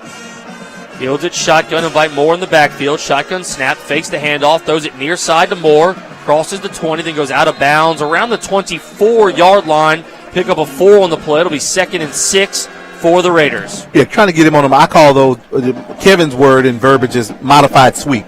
All it is a sweep play. You get it out to your best player on the corner and hoping he finds a hole where he can hit that hole real quick. But if the Bears play sound and don't keep everything on the inside, he won't turn that corner on you. 2nd and 6 at the 24-yard line for the Raiders. Fields will be at shotgun. Number 6, Logan Diggs, will be the running back. He's got 2 receivers to the right, 1 to the left. That's the near sideline. Shotgun snap. He'll hand it off. Diggs will cut right, now cut left. He's able to make a man miss, crosses the 30, and will get all the way out to the 35-yard line, and he'll pick up a first down for the Raiders at the 35-yard line. Yeah, the Raiders had the numbers on there. The Bears had five in the box, but they had the extra man with the tight end, and he was able to bounce outside this way, and so they just had the numbers. So you can kind of tell when the numbers are overloaded, they're probably going to run the ball. They just have the manpower. And give credits to number 6, Logan Diggs, right there, 212 yards on the season, averages 5, has 3 touchdowns. Nice run by him. 49, Kyle Walker will come back in the game at running back. Fields will have 2 receivers each sideline. He'll send Walker to the near sideline. They're going to throw the quick pass again. That's Walker. He'll make a spin move, make a Bear miss, crosses the 40, out to the 43-yard line. A pickup of 7 on the play. It'll be 2nd and 3 for the Raiders. Kevin, they're really throwing a lot of those short passes to the outside right there. Yes. And it's probably, you've talked about this before, that the Bear cornerbacks just have to get a little more aggressive and a little bit closer on their coverage. Yeah, close on the coverage. A cloud. We call it a cloud call in our day. You give that corner a cloud, and you know the safety on that side is playing four deep. He has to go deep. He's playing all deep third. So you know at the corner he gonna make a play, and the linebacker is coming out. He's bouncing out to that guy to make a play on it. Fields will have it at shotgun. This time it was handed off to the right side. That's Sturgis, number 7. He's trying to get to the 45-yard line and pick up the first down. And with the spot, they are going to give it to him. So that'll be another first down for the Raiders at the 45-yard line, about to cross midfield heading into the horseshoe here at Memorial Stadium. 10-12 to go till halftime. Raiders lead 7-3. You're listening to Catholic High Football on 104.5 ESPN, BruinBroadcast.com, and WBTR Channel 19, Baton Rouge, 144 in Ascension. One thing the Catholic High Bears cannot allow here is another long drive like Raiders got on their opening possession. Fields still at quarterback, number 18. Number 6, Logan Diggs being the pistol right behind him. He's got double twins, 2 receivers to each sideline. Shotgun snap is good. He'll give him the handoff. A little bit of a fumble there, but Diggs is able to come away with it. He'll pick up 2 on the play, so he'll get out to the 47-yard line. It'll be 2nd and 8 for the Raiders at the 47-yard line. Yeah, it was like a quick draw. Basically, it was a quick draw. He almost got away from him and hit him in the chest, but he has to know, hey, that's going to be your fault because you need to make a pocket and get ready. You need to kind of slow down a little bit. He saw it and tried to hit the hole before he got the ball, and he was able to gather it himself. Bears almost had a play. One thing Chandler Fields talks about in a lot of the interviews, you hear him talk about, him and Coach Roth practice that dive read every single day at practice. That's one of their bread and butter plays right there. Number 49, Kyle Walker, he'll come back at running back. They'll have double twins again, 2 to each side. Fields in the shotgun. There's the fake off the dive. He'll throw it to the near sideline, and it's going to be intercepted for the Bears. How about that? 36, Bo Bacchus with the interception at the 42-yard line. Turnover, and Bears will get it back. Hey, Bacchus, baby. Bacchus, good job, baby. That's the way you make a play, man. That's what Bacchus is for, entertainment and fun. That's a primetime play right there. Did you get? It was a one-handed catch. It looked like he caught it with one hand and secured it. Hey, man. Hey, I'll take it from the Black Hat defense, man. Good job, baby. Number 11, Jacob Renton was the intended receiver right there, and Bacchus just went up kind of with him and took it away from him. Great job right there by number 36, Bo Bacchus, the junior defensive back. Here comes Cameron Dartez and the Bears. 9:05 to go till halftime. They'll start this possession at the 42-yard line. Bears got numbers. Braylon Morgan in the backfield. They'll fake the handoff to him, and Dartez just keep it up the middle, cross midfield, still on his feet, and he'll get all the way out to the 35-yard line. First down, Catholic High. You saw me. You heard me call it kind of under my breath. Hey, Bears got numbers. I can kind of tell. I played running back and I'm getting familiar with the run pass option. I just saw it. I said, hey, man, they got numbers, so we finna make up a good play. So they're going to have an injury on the field. This will be a Morrow physical therapy timeout, but we'll stick around right here as it looks like he's going to come off the field with just a shoulder injury. That was 23 yards right there by Cameron Dartez. And this, folks, will now do a little glimpse at CHS athletics. The CHS swim team took home state runner-up honors last weekend at the LHSAA state swim meet. The vociferous juggernaut scored 405 points in the meet, outdistancing the rest of the field by over 250 points. Congratulations to the swim team on the state runner-up. And Catholic High baseball senior Nick Judice signed his letter of intent to pitch for the University of Louisiana at Monroe next year. Nick, a 2-sport athlete, also plays for the CHS basketball team. So way to go, Nick, on signing your letter of intent to pitch at the University of Louisiana at Monroe. The injured player on that Morrow physical therapy timeout was number 5, Donovan Kaufman for the Raiders, one of their elite players on the field. So he'll come off. Looking at the staff, it looked like a wrist injury, Kevin, to me. Wrist. Couldn't quite see it. So he most likely will come back. Wrist forearm, yes. That run by Dartez, only the second first down for the Bears of the night. But we got it 1st and 10 now in Raider territory, 35-yard line. Dartez under center. He'll hand it off. Josh Parker, he'll go right side. He'll get tripped up at the line of scrimmage. He will pick up about 3 on the play. So it'll be 2nd and 7 from the 33-yard line for the Bears. 8:30 to go till halftime. But telling you and Mr. Butler this, I played enough games myself. Josh Parker needs to be patient.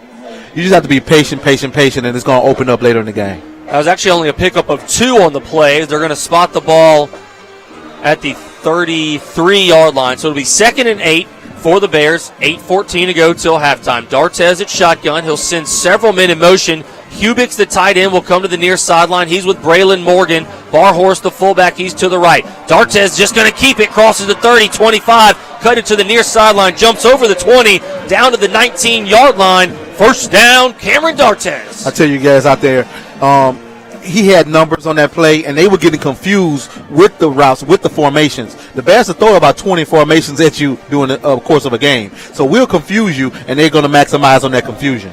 So the officials are going to spot it right at the 20-yard line. 13 yards on the run by Dartez as the Bears are now in the Coca-Cola red zone. 7:49 to go till halftime. D'Artes at shotgun. Josh Parker lined up in the backfield to his left. Shotgun snap is good. He'll hand it off to Parker, who goes left side looking for a block, but he's going to be taken down in the backfield. To me, it's not. They're not driving, Dixon. They're not driving their feet. They're not. They're just kind of trying to turn block people. You need to engage and then drive people. So once again on the play, a Rummel Raider looks like he's down, but he will get back up. That's number 5, Kaufman. So if he's hurt tonight for the Raiders, that will be a very key element for them. That will be down. They'll say Josh Parker lost 1 on the play, so it'll be 2nd and 11 at the 21-yard line. Once again, empty backfield for D'Artes. 2 receivers to his left, 2 to his right. Braylon Morgan will come in motion on the jet sweep. They're going to hand it off to him, but he's unable to get outside of the Raider defense.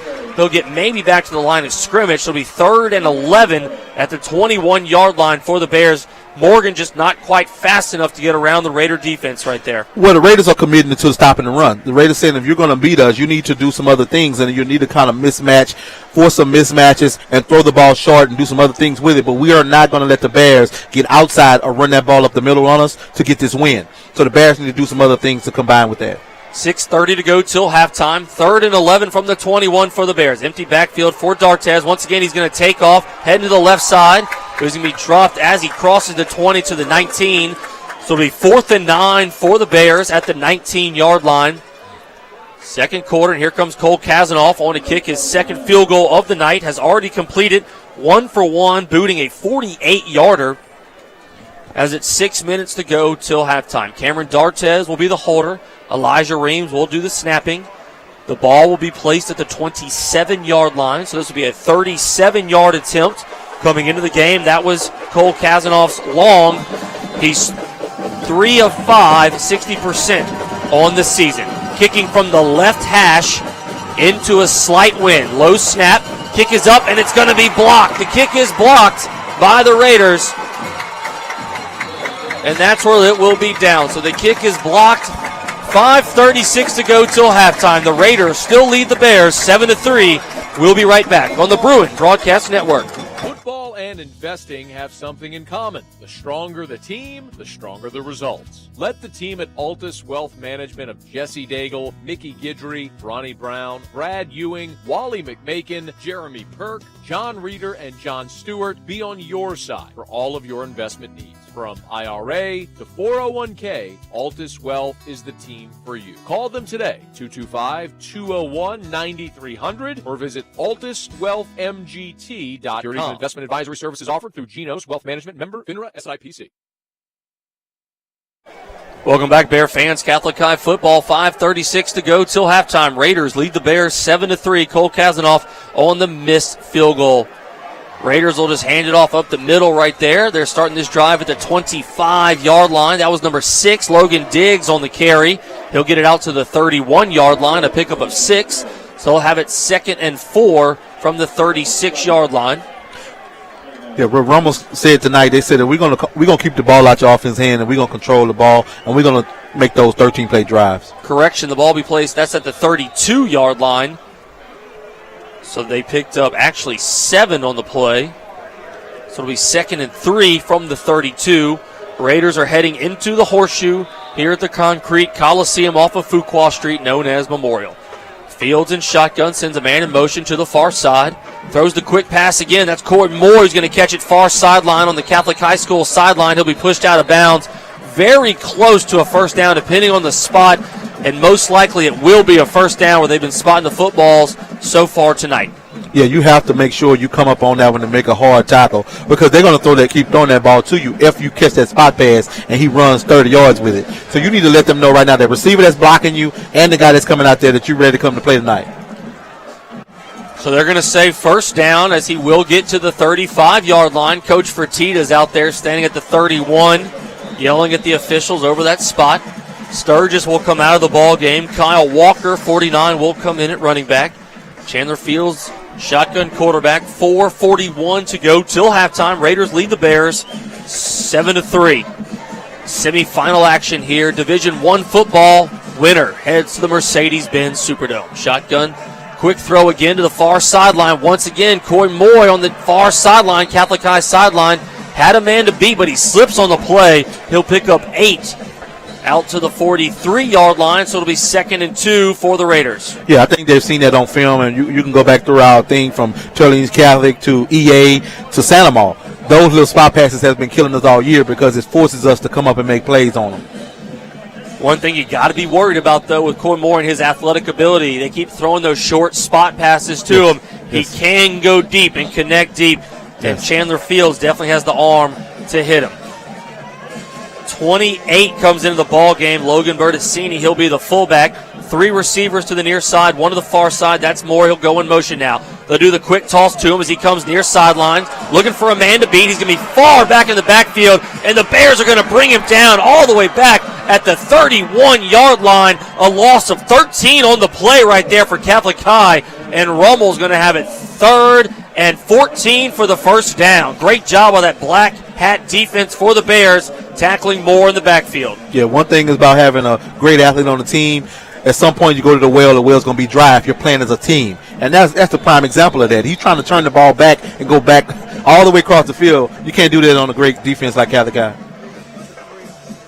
So Rummel Raiders will have it 3rd and 14, Kevin, on the night. How are they doing on 3rd down so far? Yeah, 2 for 3 on 3rd down conversions. 2 for 3. Let's hope it's 2 for 4. 3rd and 14 at the 31-yard line. Fields at shotgun. Sturgis is the running back. He'll drop back. A deep drop back. Now drops up into the pocket. Almost sacked by the play. Still scrambling around looking for a receiver. Chasing down by Elijah Reams, who'll get hit. Looking down the field. He's going to throw it all the way down the field and out of bounds. Incomplete pass. It'll be 4th and 14, and the Raiders will punt it here to the Bears. Pressure, and more pressure. Pressure and the coverage sack. He turned the ball all the way around, and that's the way to stay. That's good sound fundamentals by your defensive back, because you lose your guy sometimes and when your quarterback is scrambling. And I really thought Elijah Reams was going to get him in the backfield right there. Looks like he got his shoestrings, but he was able to get away from it. Punting for the Raiders will be number 4, Patrick Vanderbrook. 23 points, only averages 28.9, only has 2 longer than 30. We'll have a little bit of wind at his back, but this is a place where the Bears feel like they have a great advantage. Braylon Morgan and Jonathan Medier are standing back in Bear territory, only standing at the 42-yard line. A quick punt. It'll be a top-over-end punt, and it will hit a Bear, and the Raiders will let it drop, and they'll pick it up, and most likely that will be the Raider football if it hit the Bear, and we'll see what they say here. They're going to have to see whether or not it hit a Bear defender. This will be a very, very close call right here. We will see. The kick was so terrible that it might have hit a Bear in the backfield, and they say it will. The kick was horrible. It wasn't their fault. He's just running down trying to cover the kick. He just can't kick. It was just horrible. And that's not their fault. We just have to make a play right here and play some defense. But that's just how stuff happens. We can't worry about the last play, guys. Let's line up and play some defense. I mean, you hate to say it. You hate to be brutally honest out there for the folks that can't watch on Bruin Broadcast or WTBR. Yes. But the kick was terrible. Horrible. And it was so bad that it hit a Bear defender in the back, and the Raiders were able to get it. But, hey, with 2:36 to go, they'll start this drive in Catholic High territory at the 39-yard line. 2:36 to go till halftime. Raiders have a possession, 1st and 10, 39-yard line. Handed off to number 7, Jalen Sturgis, right side. He'll cross the line of scrimmage, maybe a pickup of 1 on the play. And there's going to be a timeout called on the field as the Bears will call a timeout. So we'll take a timeout in the field and a timeout in the booth. Raiders lead the Bears 7-3. We'll be right back. Bruin Broadcast Network. We have a new player on the field, and he's ready for kickoff with a delicious Coca-Cola. The Kick. Ice giving him a little trouble as a few cubes shake loose. He's probably going to pour it here. He does. The liquid cuts through an opening. That Coca-Cola's looking pretty good. Can he go all the way? He's going for it. He did it! And just listen to that fizz! Thousands of bubbles jumping in excitement. That might have been the most refreshing thing that I've ever seen. Coca-Cola. Starting my own business was the hardest thing I've ever done, and the smartest. Building a team, managing cash flow, and creating digital channels is complicated. But my Mid-South Bank business banker has financial tools I've never even seen at other banks, and the time to help me use them. Being successful in business today is complicated. Choosing the right bank isn't. Uncomplicate your business banking at Mid-South Bank. Member FDIC. Hello, Bear fans. This is Darryl Papillon of Walters, Papillon, Thomas & Cullens, a proud partner of the Catholic High Bears. Our lawyers have 100 years of experience handling serious injury, wrongful death, and complex commercial cases. We are the alumni, parents, and children representing more than a dozen current and former Catholic high school Bears or alumni of other schools of the Brothers of the Sacred Heart. Go Bears! Welcome back, Bear fans. Catholic High Football, 104.5 ESPN, BruinBroadcast.com, and WBTR. The Raiders have it with 2:27 to go till halftime in Catholic High territory. 2nd and 10 from the 39-yard line. Chandler Fields, he'll be at shotgun. 28, Logan Bertocini is the fullback. There'll be a flag on the play. Most likely that's going to be a false start. Illegal motion against the Raiders, and that'll push them back 5 yards from the 39 to the 44. Another penalty for the Raiders pushes them back. Yeah, this is where they have problem all year. I mean, you were talking about it earlier, that they have a problem all year with penalties. And this, we're showing it right now. They're going to look to be kind of ambitious right here and go deep. They're going to try to score with 2 minutes on the clock.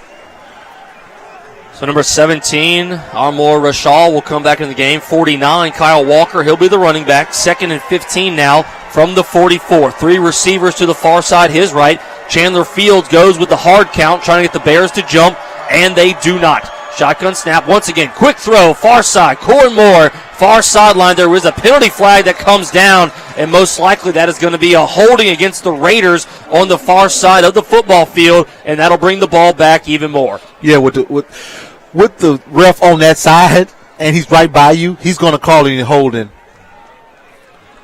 And there's the penalty, holding against the Raiders. Flag went down at the 44-yard line. That'll push them back. So the ball will be pushed back all the way, crosses midfield, and be placed now at the 47-yard line of Rummel's territory. They started the possession at the Catholic High 39-yard line, and now they've been pushed back all the way 14 yards. So they'll have it 2nd and 25, 2:20 to go till halftime. An opportunity for the Bears here. Chandler Field starts to roll out of the pocket again, looks to make a play. Maybe they can come away with another one here. He'll be at shotgun, 2 receivers to each side. Sends Sturgis, the running back, in motion to the far side of the football field. Drops back. Now he's getting some pressure from the Bears. A little bit of pressure. Able to get away from it. Now he rolls back even further. Rolls, steps back up, and he's taken down at the 31-yard line. A loss of 15 on the play, and the Raiders all the way back to the 31-yard line. And they're going to stop the clock. Timeout in the game. We'll take a timeout in the booth. Raiders have 3rd and forever. 1:52 to go till half. We'll be right back on the Bruin Broadcast Network. Hello, my name is Paul Ross from the class of 1987, and I'm the current Catholic High Men's Club president. Since 1930, the Catholic High Men's Club has provided service and funding to Catholic High. The Men's Club membership drive is now underway, and for just $30 a year or $300 for a lifetime membership, you too can become a part of this tradition. The Men's Club sponsors the weekly football broadcast and actively supports many programs at CHS. Please provide your support by joining or renewing your membership now on the Men's Club page at catholichigh.org. Welcome back, fans. Catholic High football here. 1:46 to go till halftime. Coach Fertitta is yelling on the field for the clock to be fixed right here. They're going to talk about it as the officials are going to take an official timeout. But, Kevin, what a great job by the Bear defense right there, staying in pursuit of Chandler Fields. Yes, they didn't give up. They didn't give up on the play. Everybody stayed with, and they were very sound. And here it is, you're running them to your defender. It's like playing cat and mouse. They were running the guy around, and he couldn't find anything down the field. So Catholic High here really thinking about an opportunity to get the ball back with great field position and maybe get another field goal or a touchdown going into halftime as they are down 7-3. There we go. They just put 10 seconds back on the clock.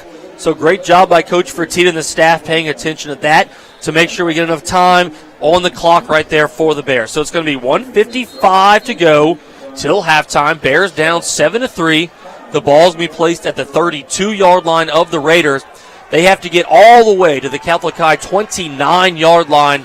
They're going to call it 3rd and 38. Yes. That just doesn't even seem far enough, but I guess so. Coach Jubenville's in the booth up there running things. So 3rd and 38, 1:55 to go till halftime. Yes. Fields at shotgun. He'll get the snap. They're just going to hand it off up the middle, trying to make a play to the near sideline 49, Kyle Walker. He's going to be pushed out of bounds at the 34-yard line. And Coach Fertitta will take another timeout. 1:45 to go till halftime.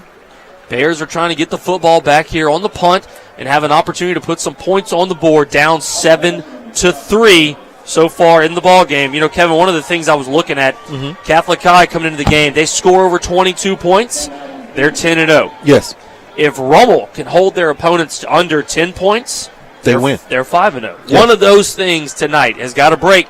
So far, Catholic High being below 10 points leads in Rummel's favor. So basically, I knew it was going to be a defensive game. If you're giving up only 16 and Catholic High is scoring so many, it's not going to be a high-scoring game. But you have to know that you have to defend, and you have to defend other people. So I just kind of knew it was going to be defensive. Especially with the rain, too. It's going to be a low-scoring game. Especially with the rain. So we'll have to wait and hear from Mr. Butler here. I'm not sure. Does Vanderbrook get credit for that last punt, Mr. Butler, where the Rummel Raiders recovered it? Did he get credit for that last punt? How far was that last punt? Okay. He's going to say about 22 yards right there for Vanderbrook. So once again now the Bear defenders will be back. Vanderbrook's going to be standing at his 20. Remember, he only averages 28.9 long of 40. Grisafi this time and Braylon Morgan are back for the Bears. They're standing at the 36-yard line. And as long as the punt doesn't hit a Bear defender in the back, we should be in business to have a drive here to put some points on the board before halftime. So a whistle before the snap, and that's by the back judge. The only reason he would throw a flag would be for a delay of game, I believe. We'll see if that's the call, and it will be. So that'll push the Raiders back 5 more yards. We'll take that. Instead of the ball being on the 35, it's going to be pushed back to the 30-yard line. All right, need him to walk back. Referee Chuck Horn. That was the back judge, Michael Johnson, that threw the flag. Should walk off 5 yards. But they're not. Waving it off. So it's going to be no flag, okay. So probably just need to reset the play clock there. And that's what they'll do. All right, let's try this again. Vanderbrook averages 28.9, 2 longs of 40. He's at the 20. The Bear defenders, number 24, Grisafi, and number 1, Braylon Morgan, are back at their 37-yard line. Waiting on the snap and the kick. Bears are going to go after it, and it's going to be blocked in the backfield by number 36. That's Bo Bacchus, baby. He blocks the kick, and it's going to be recovered at the 25-yard line. Hayden Shaheen there as well, and the Bears will get it with 1:38 to go till halftime at the 25-yard line. Coach Eric Held was stirring some gumbo yesterday, and he stirred up a kick block right there. Hey, man, good job on that one. Hey, man, Bo Bacchus is balling. You can't ask for nothing better. Interception, block kick. Hey, man, that guy's playing lights out tonight. He's doing all that he can to make sure the Bears was named. Now, here we go. We need to convert. Can we convert? Can we get out in front right now? Can we score? 1:38 to go till halftime. Bears down to the Raiders 7-3. Louisiana High School Athletic Association semifinal Division I football live from the Concrete Coliseum off of Fuqua Street, known as Memorial Stadium. D'Artez at shotgun. Josh Parker will be the running back in the backfield to his left. D'Artez gets the snap. Now he's rolling to his right, looking down the field, but he's going to be sacked from behind. That's number 5. Donovan Kaufman, their leading tackler, who just came from the backside in. 1:25 to go till halftime. Bears are hurrying up. They don't need to do too fast here. Still got plenty of time for where they are. Quick snap. They're just going to hand it off to Josh Parker, and he's going to be stopped in the backfield as well. Clock is still running. The Bears now going to be pushed all the way back to the 30-yard line. So just like that, they had it 1st and 10 at the 25. Yes. 2 plays later, we're pushed back 3rd and 15 at the 30. 1 minute to go till halftime. Right. D'Artez at shotgun. Josh Parker, the running back in the backfield. Double twins, 2 receivers to each side. There's the shotgun snap. D'Artez drops back looking for a receiver, and he's going to throw it up. Solomon Singleton off his chest in the end zone. He had it right off the chest for Singleton. He's going to want that one back tomorrow. Clock stops. 46 seconds to go till halftime. Ball will be placed at the 30-yard line. Coach Fertitta with a decision to make. Do you put up 3 more points, or do you go for it again? Yeah, right here it just puts us in a bad position. Him not converting that ball. He should have went up with it. He was trying to catch it with his shoulder pads, and he should have went up with his hands and caught it with his hands. So the Bears will go for it. Kazanoff will stay on the bench. D'Artes, he'll be at shotgun. And before they do that, the Raiders will take a timeout. They'll take a timeout on the field. We'll take a timeout in the booth. 47 seconds to go till halftime. Raiders 7, Bears 3. We'll be right back. Bruin Broadcast Network. This is Lisa Harvey, the principal of Catholic High School, inviting you to support the Fund for Catholic High. With a strong legacy of participation from parents, alumni, and friends, and I am proud to say 100% of our faculty who have contributed, the Fund for Catholic High School is essential to ensuring continued excellence for our students as they learn, grow, and discover their true potential for success in life. So give today to the Fund for Catholic High School by logging on to catholichigh.org and be a part of what's defining the difference at CHS. And go Bears! Catholic High School is proud to announce that 17 seniors have been recognized in the 2019 National Merit Scholarship Program. CHS had 11 students qualify as National Merit semifinalists and 6 recognized as National Merit Commended students. Congratulations to these outstanding young men. We are Catholic proud. Welcome back, Bear fans. Catholic High football, 46 seconds to go till halftime. The Bears have it 4th and 15 from the 30, and they are going to be going for it. D'Artes at shotgun. Braylon Morgan in the backfield. Now he'll send him in motion. Hubix is the H-back. He's lined up to the right side. D'Artes waiting on the snap from Hibbard, and now a flag's going to come in from the far side of the football field.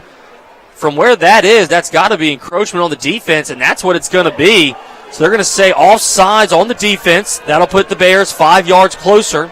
Instead of 4th and 15, it'll now be 4th and 10 from the 25-yard line back to the original line of scrimmage where they got the football on the fumble sack recovery for the Bears. So they're going to reset everybody here.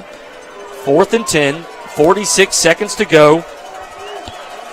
D'Artes at shotgun. Braylon Morgan and Gregory Martin will go in motion to the far side of the football field. D'Artes waiting on the shotgun snap. He has it there. Now he's just going to throw it up near sideline. That's Forrest Roy, number 7, and off his fingertips. Incomplete. And the Raiders will take over with 39 seconds to go till half. Yeah, he had a step on that guy. He just underthrew him.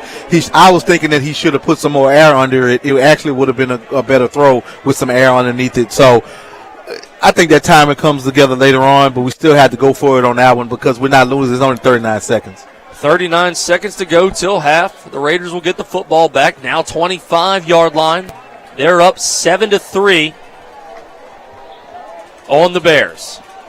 They'll come out now. We'll see if they just take it for a knee. It looks like they will line up in the formation. Bear defense lined up as well. Chandler Fields, quarterback, just lined up under center. And he will kneel it. And depending on how quickly they reset the football here, 30 seconds to go till half. See if he waits a little bit longer, Hold up. One more second. And he did it. Okay. So the Raiders will not have to snap it again. And Coach Roth is waving them off just to get away from the football. And that will be the end of the first half. So, live from Memorial Stadium, Division I semifinal football, the Raiders and the Bears. Rummel 7, Catholic High 3.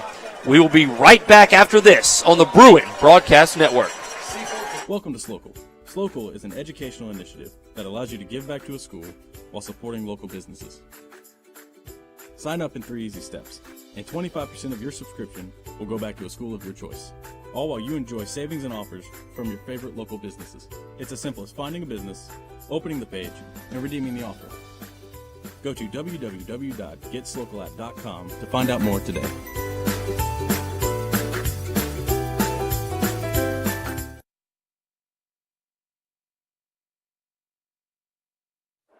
It's game day. A day that should be spent in the living room, not the kitchen. So next game, you just worry about the score, because we've got the food covered. With hand-battered, cooked-to-order, always fresh, never, ever frozen chicken fingers, craveable cane sauce, crispy crinkle-cut fries, and jugs of freshly made tea and lemonade. Raising Cane's Chicken Fingers, one love. At the Bone and Joint Clinic of Baton Rouge, we treat the athlete inside all of us. Whether it's an injury from a game-breaking play or a fall in the driveway, we're ready to treat all of your aches and breaks. With locations in Baton Rouge, Prairieville, and Walker, our 17 orthopedic specialists share a common goal: to keep you moving. Orthopedic specialists are on hand Fridays from 7 p.m. to 11 p.m. at our Prairieville location. Find us online at bjcbr.com. The Bone and Joint Clinic of Baton Rouge. Move more, hurt less. Calandro's Supermarket is proudly celebrating 77 years in business with the best service, quality, and selection in Baton Rouge since 1941. And in those 77 years, 2 generations of Calandro men who graduated as proud CHS Bear alums, and we'll all tell you that we owe our success to the wonderful education we received at Catholic High. So whether it's at one of our 2 local grocery stores or at the CHS football games, we'd love to see you and join you in cheering. Go Bears! And welcome back, Bear fans. Catholic High football here, 104.5 ESPN, BruinBroadcast.com, and WBTR. Let's get first half stats and highlights from the great ones, Mr. David Butler, and the original Mr. Football Friday Night, Kevin Franklin. Thank you, Dixon. Rummel took the opening kickoff. They drove 80 yards in 13 plays, used 5:16 on the clock to go ahead 7-0. It was Coy Moore, a 6-yard pass from quarterback Chandler Fields. Pat Vanderbrook added the point after, and Rummel led 7-0. Catholic score came on the first play of the second quarter. It was a Cole Kazanoff 48-yard field goal to give Catholic High their first score of the game. Halftime, Rummel 7, Catholic High 3. Yeah, thank you, Mr. Butler. It's a simple game. It's Rummel 7, Catholic High 3. Rummel has 10 first downs, guys, so they're controlling this ball. They have a game plan on this one, we know for sure. Look at the time of possession. Yeah, the time of possession, we go right to it. Time of possession is 15 minutes and 14 seconds.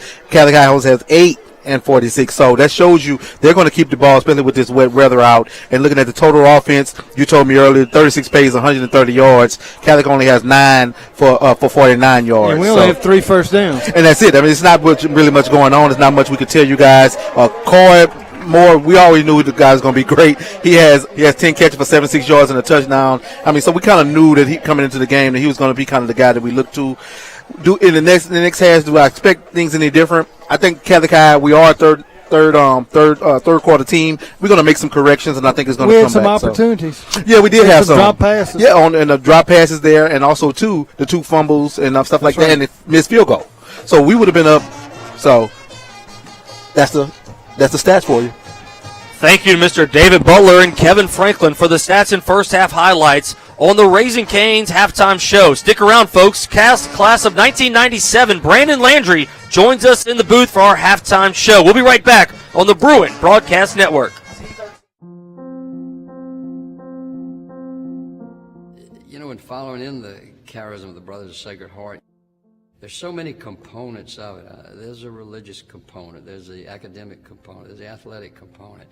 But one thread that runs through everything that we do, anytime our coaches pray, and I do the same thing when I pray with my guys before or after a competition, we always want to be thankful for the gifts that God has given us, and our way to glorify God is by using them to the very fullest. So whether we're talking about an ability to jump or run or shoot or excel in class or be the president of the student body, whatever, glorify God by using those to the very, very fullest of your extent.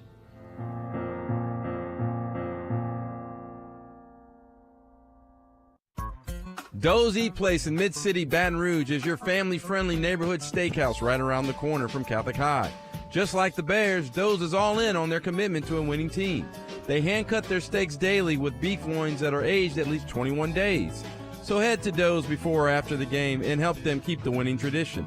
Doze Eat Place, located at 3723 Government Street, or call 387-5331 or visit dozebatonrouge.com.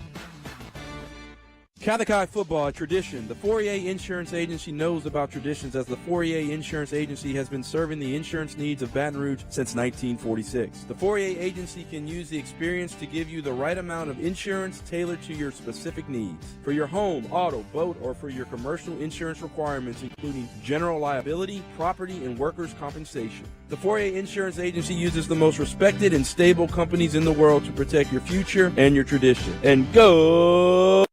After decades of duplicating, we're going digital, providing our customers with the latest technology and exceptional customer service. Before, years ago, we just simply used a copy machine to copy, but now we're able to copy and print and scan and email, and that just with one machine. That makes everything easier. Not only do they sell the product and guarantee it, they back it up and they service that product. Call us now for all of your digital office products. BRDP, experience no one can copy. Welcome back, fans, to the Raising Cane's halftime show. I'm joined now by CHS grad class of 1997, CEO, president, founder, all the good stuff of Walk-On's Bistro Bar and Grill. Brandon Landry, thanks for being in the booth with us. Thank you for having me, brother. Yeah, great job here. Brandon Landry, of course. I don't think anyone that's listening or watching tonight has not gone to a Walk-On's in Baton Rouge, around the state of Louisiana. So we're going to talk about all the great things you've done, what's coming up, and along the way. But let's throw it back now. Just a little kid from White Castle, came to Catholic High. The Castle. An 8th grader, I believe, right? Yeah. Where you got your start at Catholic High. 40-minute drive. People thought we were crazy. My mother, she got me there the first year. Then as soon as I got my license, I think they put me in a car and said, you're on your own now. You get up to Baton Rouge. So an 8th grader started Catholic High, then, of course, played under the legend, Coach Glenn Rando. My man. 2 seasons I saw you were a starter. You averaged 14 points, 5 rebounds, 3 assists. Wow. All districts. Generous stats. Oh, yeah, we just had Mr. David Butler in here. I always tease him, hey, didn't I gain more yards running? He's like, Dixon, you? No, you didn't. So 14 points. We ran the motion. I don't think we averaged 14 points the team. We'll have to find out who did the stats on that one. I love it, though. Keep it. Yeah. It's 21 years now. I've been graduated. Yeah, let's keep it. So what do you remember about those times playing for Coach Glenn Rando? It was unbelievable. I mean, look, that was the foundation. I got cut my freshman year. So I came to Catholic in 8th grade, went out for the freshman team, and got cut. And, of course, my first thoughts was, well, I don't want to be a Catholic anymore. My parents were like, nope, son, you signed up for this. And just went to work and made it my sophomore year, and ended up having a pretty good little career on the courts at Catholic High. So Coach was, he and Mark Estorage was the assistant back then, and it instilled a lot of discipline and hard work from the get-go. So that's definitely carried over into our business.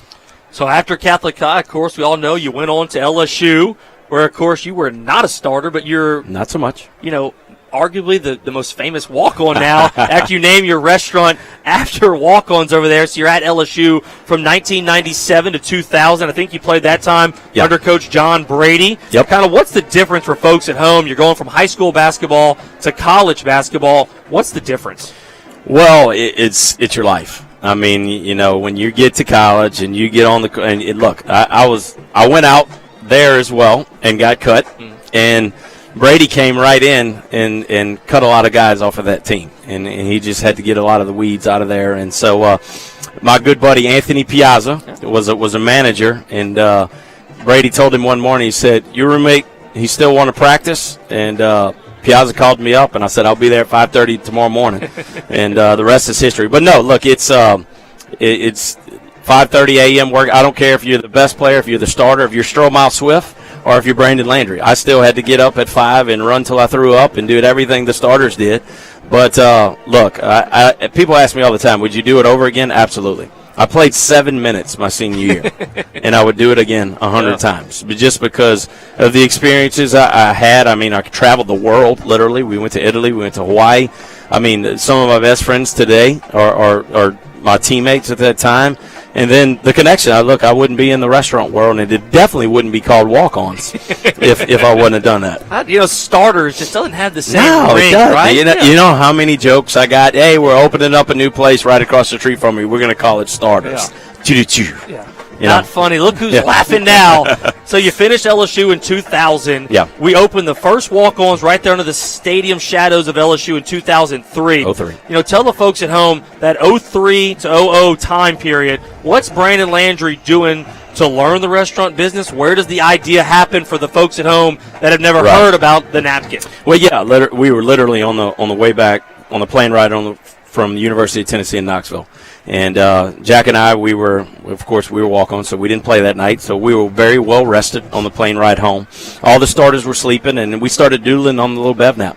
And that's when it started. You hear all the time, it just starts with an idea, and it started with doodling on a napkin. And actually, if you go any of the walk-ons today, the bev naps that are under everybody's Coke, water, or beer is the actual drawing that we did. But so I mean, look.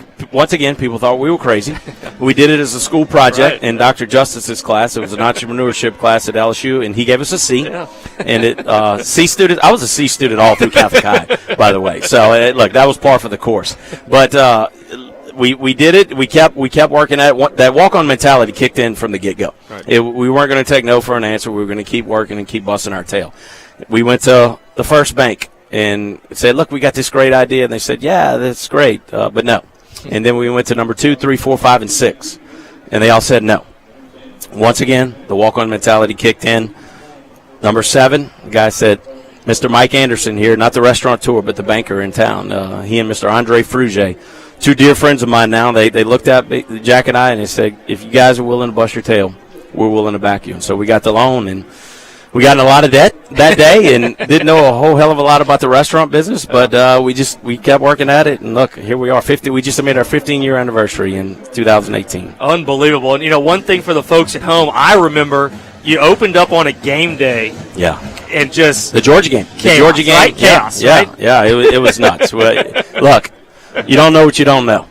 So at 23 years old, opening up right in the shadows of Tiger Stadium, and 150,000 people next door 9 days after we opened, and we got our teeth kicked in, but we made it through it, and I'd like to say we're a lot better today than we were back then. As a first customer, I think I was one of the originals there. Thank you for sticking with us, brother. And even he's a 2003 as a barely published guy. I remember I came and did an article on you. Yeah. Back there in the very beginning. I mean, absolutely. Didn't even have walk-ons polos yet. Yeah, really, huh? The stick-ons. Way back in the day. But since then, okay, you're 23 when you opened the first one. Yeah. Since that time, just a little brag here. You're the Louisiana Restaurateur Association's Restaurateur of the Year, Baton Rouge Young Business Person of the Year.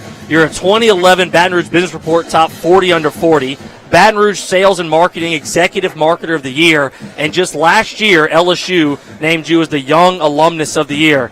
Not too bad for a little. I need you to hang around with me all the time, just to spit out these stats, man. I like that. That sounds good. No, I've been blessed, man. I've been very, very fortunate. Look, one of our mottos in our company is you either get better or you get worse. Yep. You don't stay the same. Yep. And so every day we just try to get a little bit better. And look, we got great people, and I don't care if you're in oil and gas or whatever business you're in. Ours happens to be burgers and beer.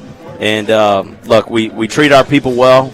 We create a good culture, and we make it a great place for people to work and want to work. And so, but look, everything stems back to first of all my family roots. Growing up a sugarcane farmer's son, and my dad not letting me sleep in the mornings, and putting me to work on a tractor.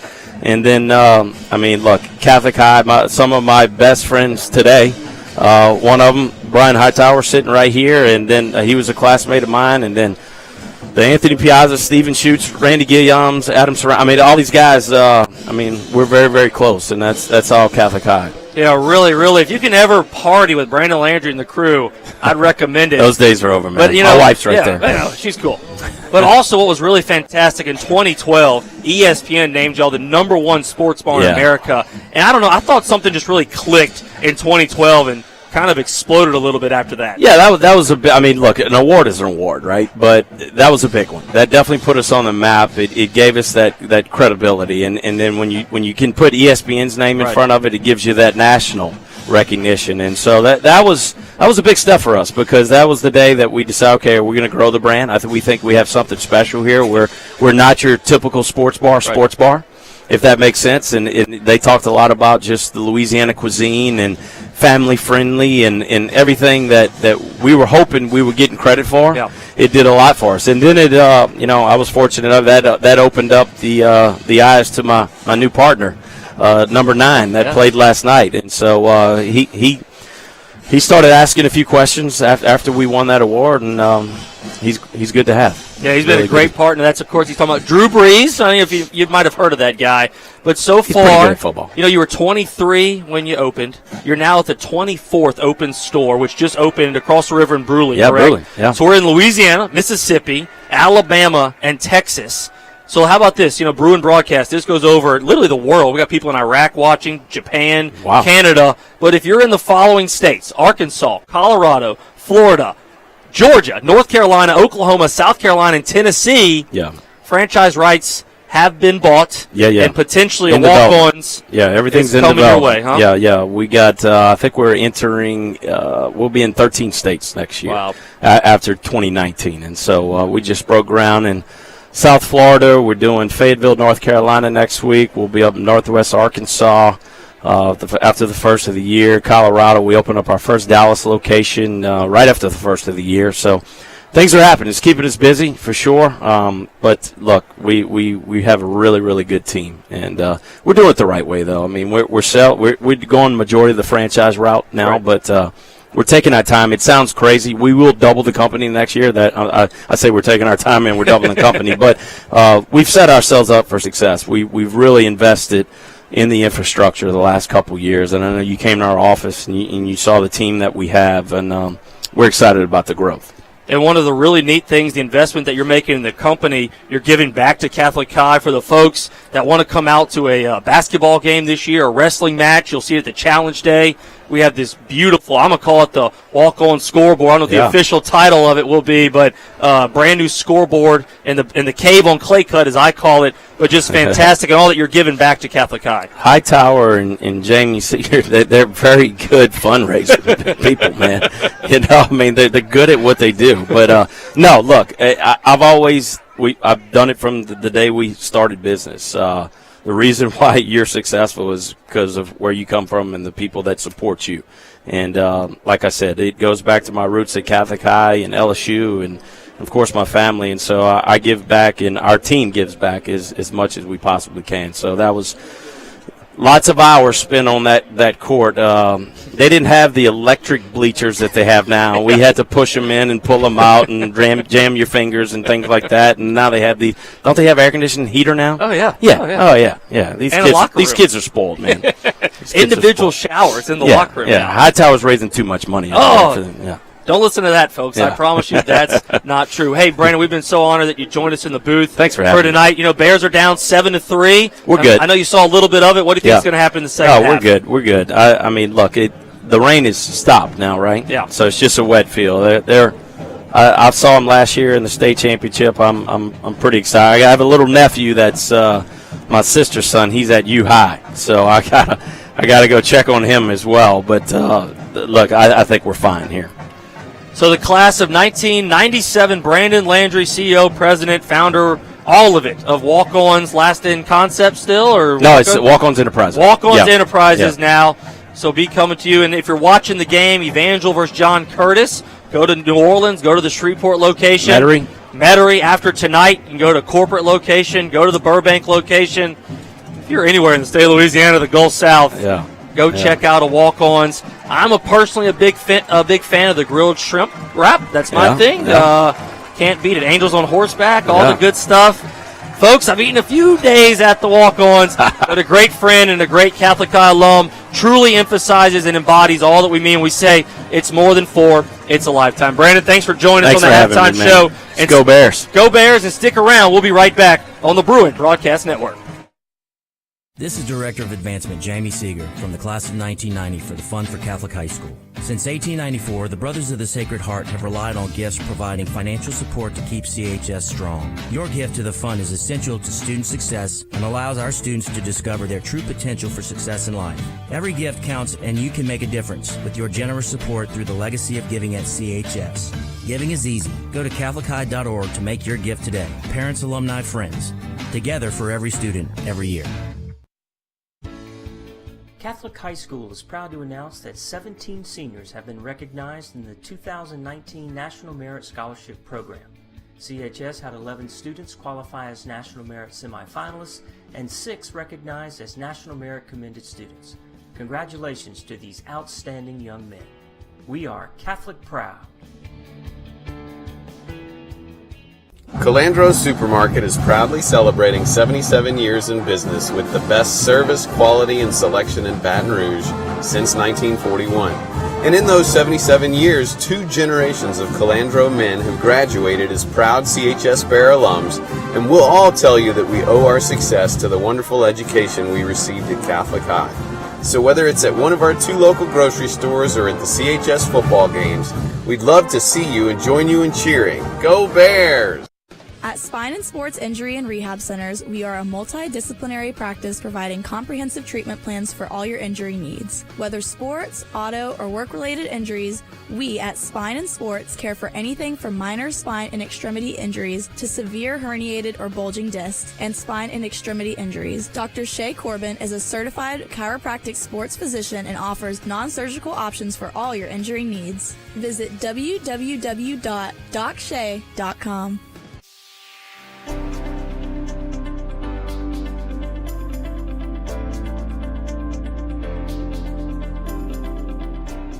Hi, I'm Tim Barfield, and this is my wife, Nan. We're the chair couple for the 2018-19 Fund for Catholic High School Parents Appeal. Catholic High has meant so much to our family through 4 generations. My grandfather attended St. Vincent's Academy, my father graduated in 1953, and I'm a graduate of the class of 1982. Our oldest son, Thomas, is a 2014 graduate, and our youngest son, Daniel, is a member of the class of 2020. Our family has always believed in the foundation that Catholic High School provides, an education that is second to none in our community, exceptional athletics and extracurricular activities, and the teaching of gospel values according to the Catholic tradition. Your support for the Fund for Catholic High School will help maintain our high standards and our competitive position while remaining affordable for all families. We hope you will join us in defining the difference for our students by supporting the Fund for Catholic High School. Your tax-deductible gift will help advance the mission and directly support the programs and initiatives that allow our young men to learn and grow each day. Every gift counts. No gift is too large or too small. Thank you for your support, and we hope you and your sons have a great school year.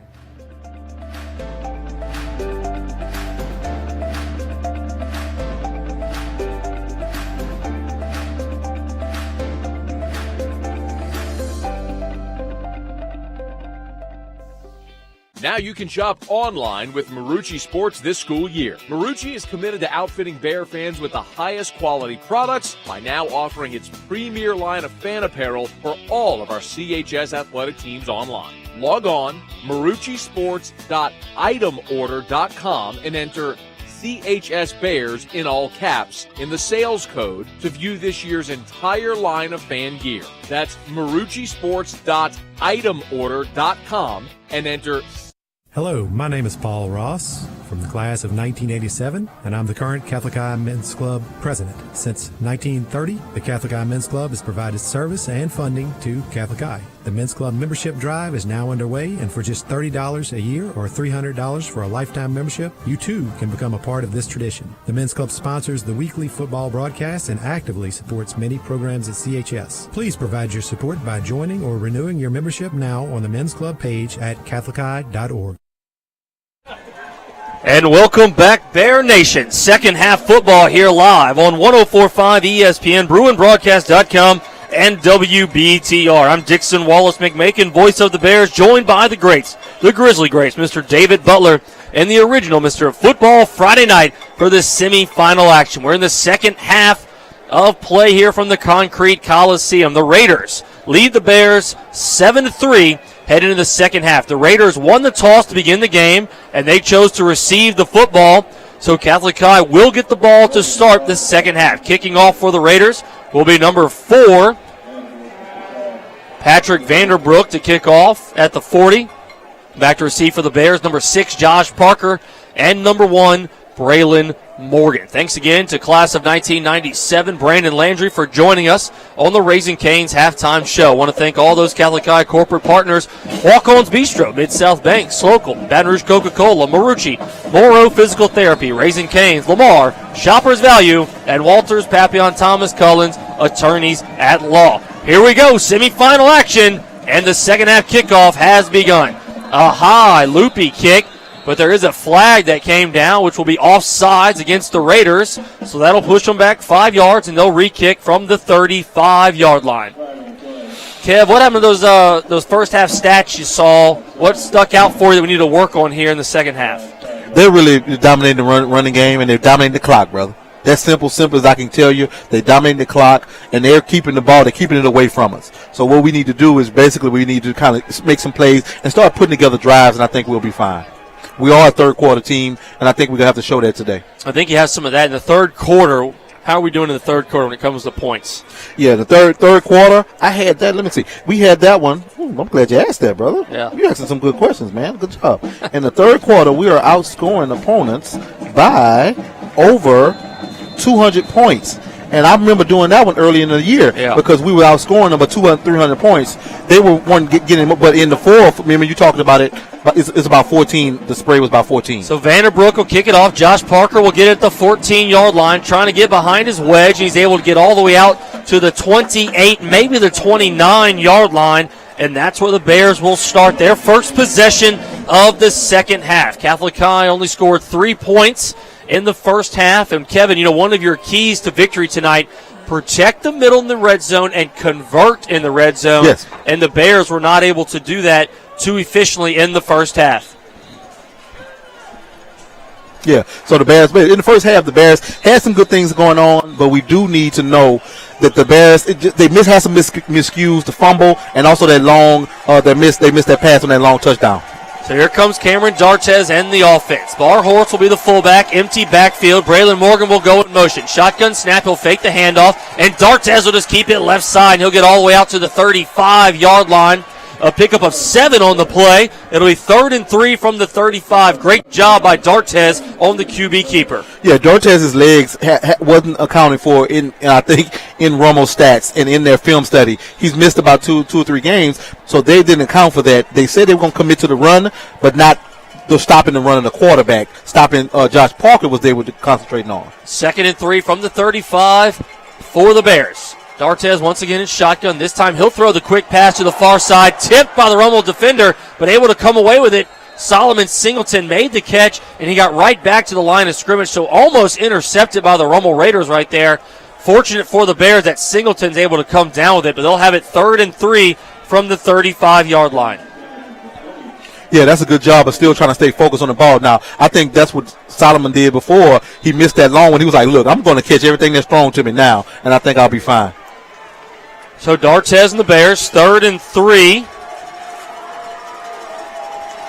from the 35-yard line. 11-10 to go in the third quarter. Dartez sends lots of men in motion. Braylon Morgan will be in the running back to his left. Waiting on the shotgun snap from Brian Hibbert. There's the snap. He's going to fake the handoff, and Dartez is going to try to keep it up the middle, trying to get the 3 yards himself. An extra effort, second push, and Dartez gets all the way out to the 39, and he gets a first down, Catholic High. You have to want it, man. He just wanted it more than they did, and now the Bears are getting back on it. Them guys, I would want to see the Bears do some tempo. Get these players to play off tempo a little bit, because all they're doing is lining up and attacking us. Let's attack them now. Josh Parker will come back into the ball game here. Barhorst will be the fullback. Dartez under center. Hubic's the tight end. He's lined up to the left side. 2 receivers to the near side. That's Dartez's right.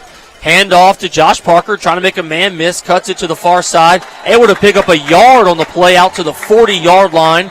He'll pick up 1, so it'll be 2nd and 9 from the 40 for the Bears. They're now heading out of the horseshoe, heading towards the interstate here at Memorial Stadium. Well, here's what the Bears are doing.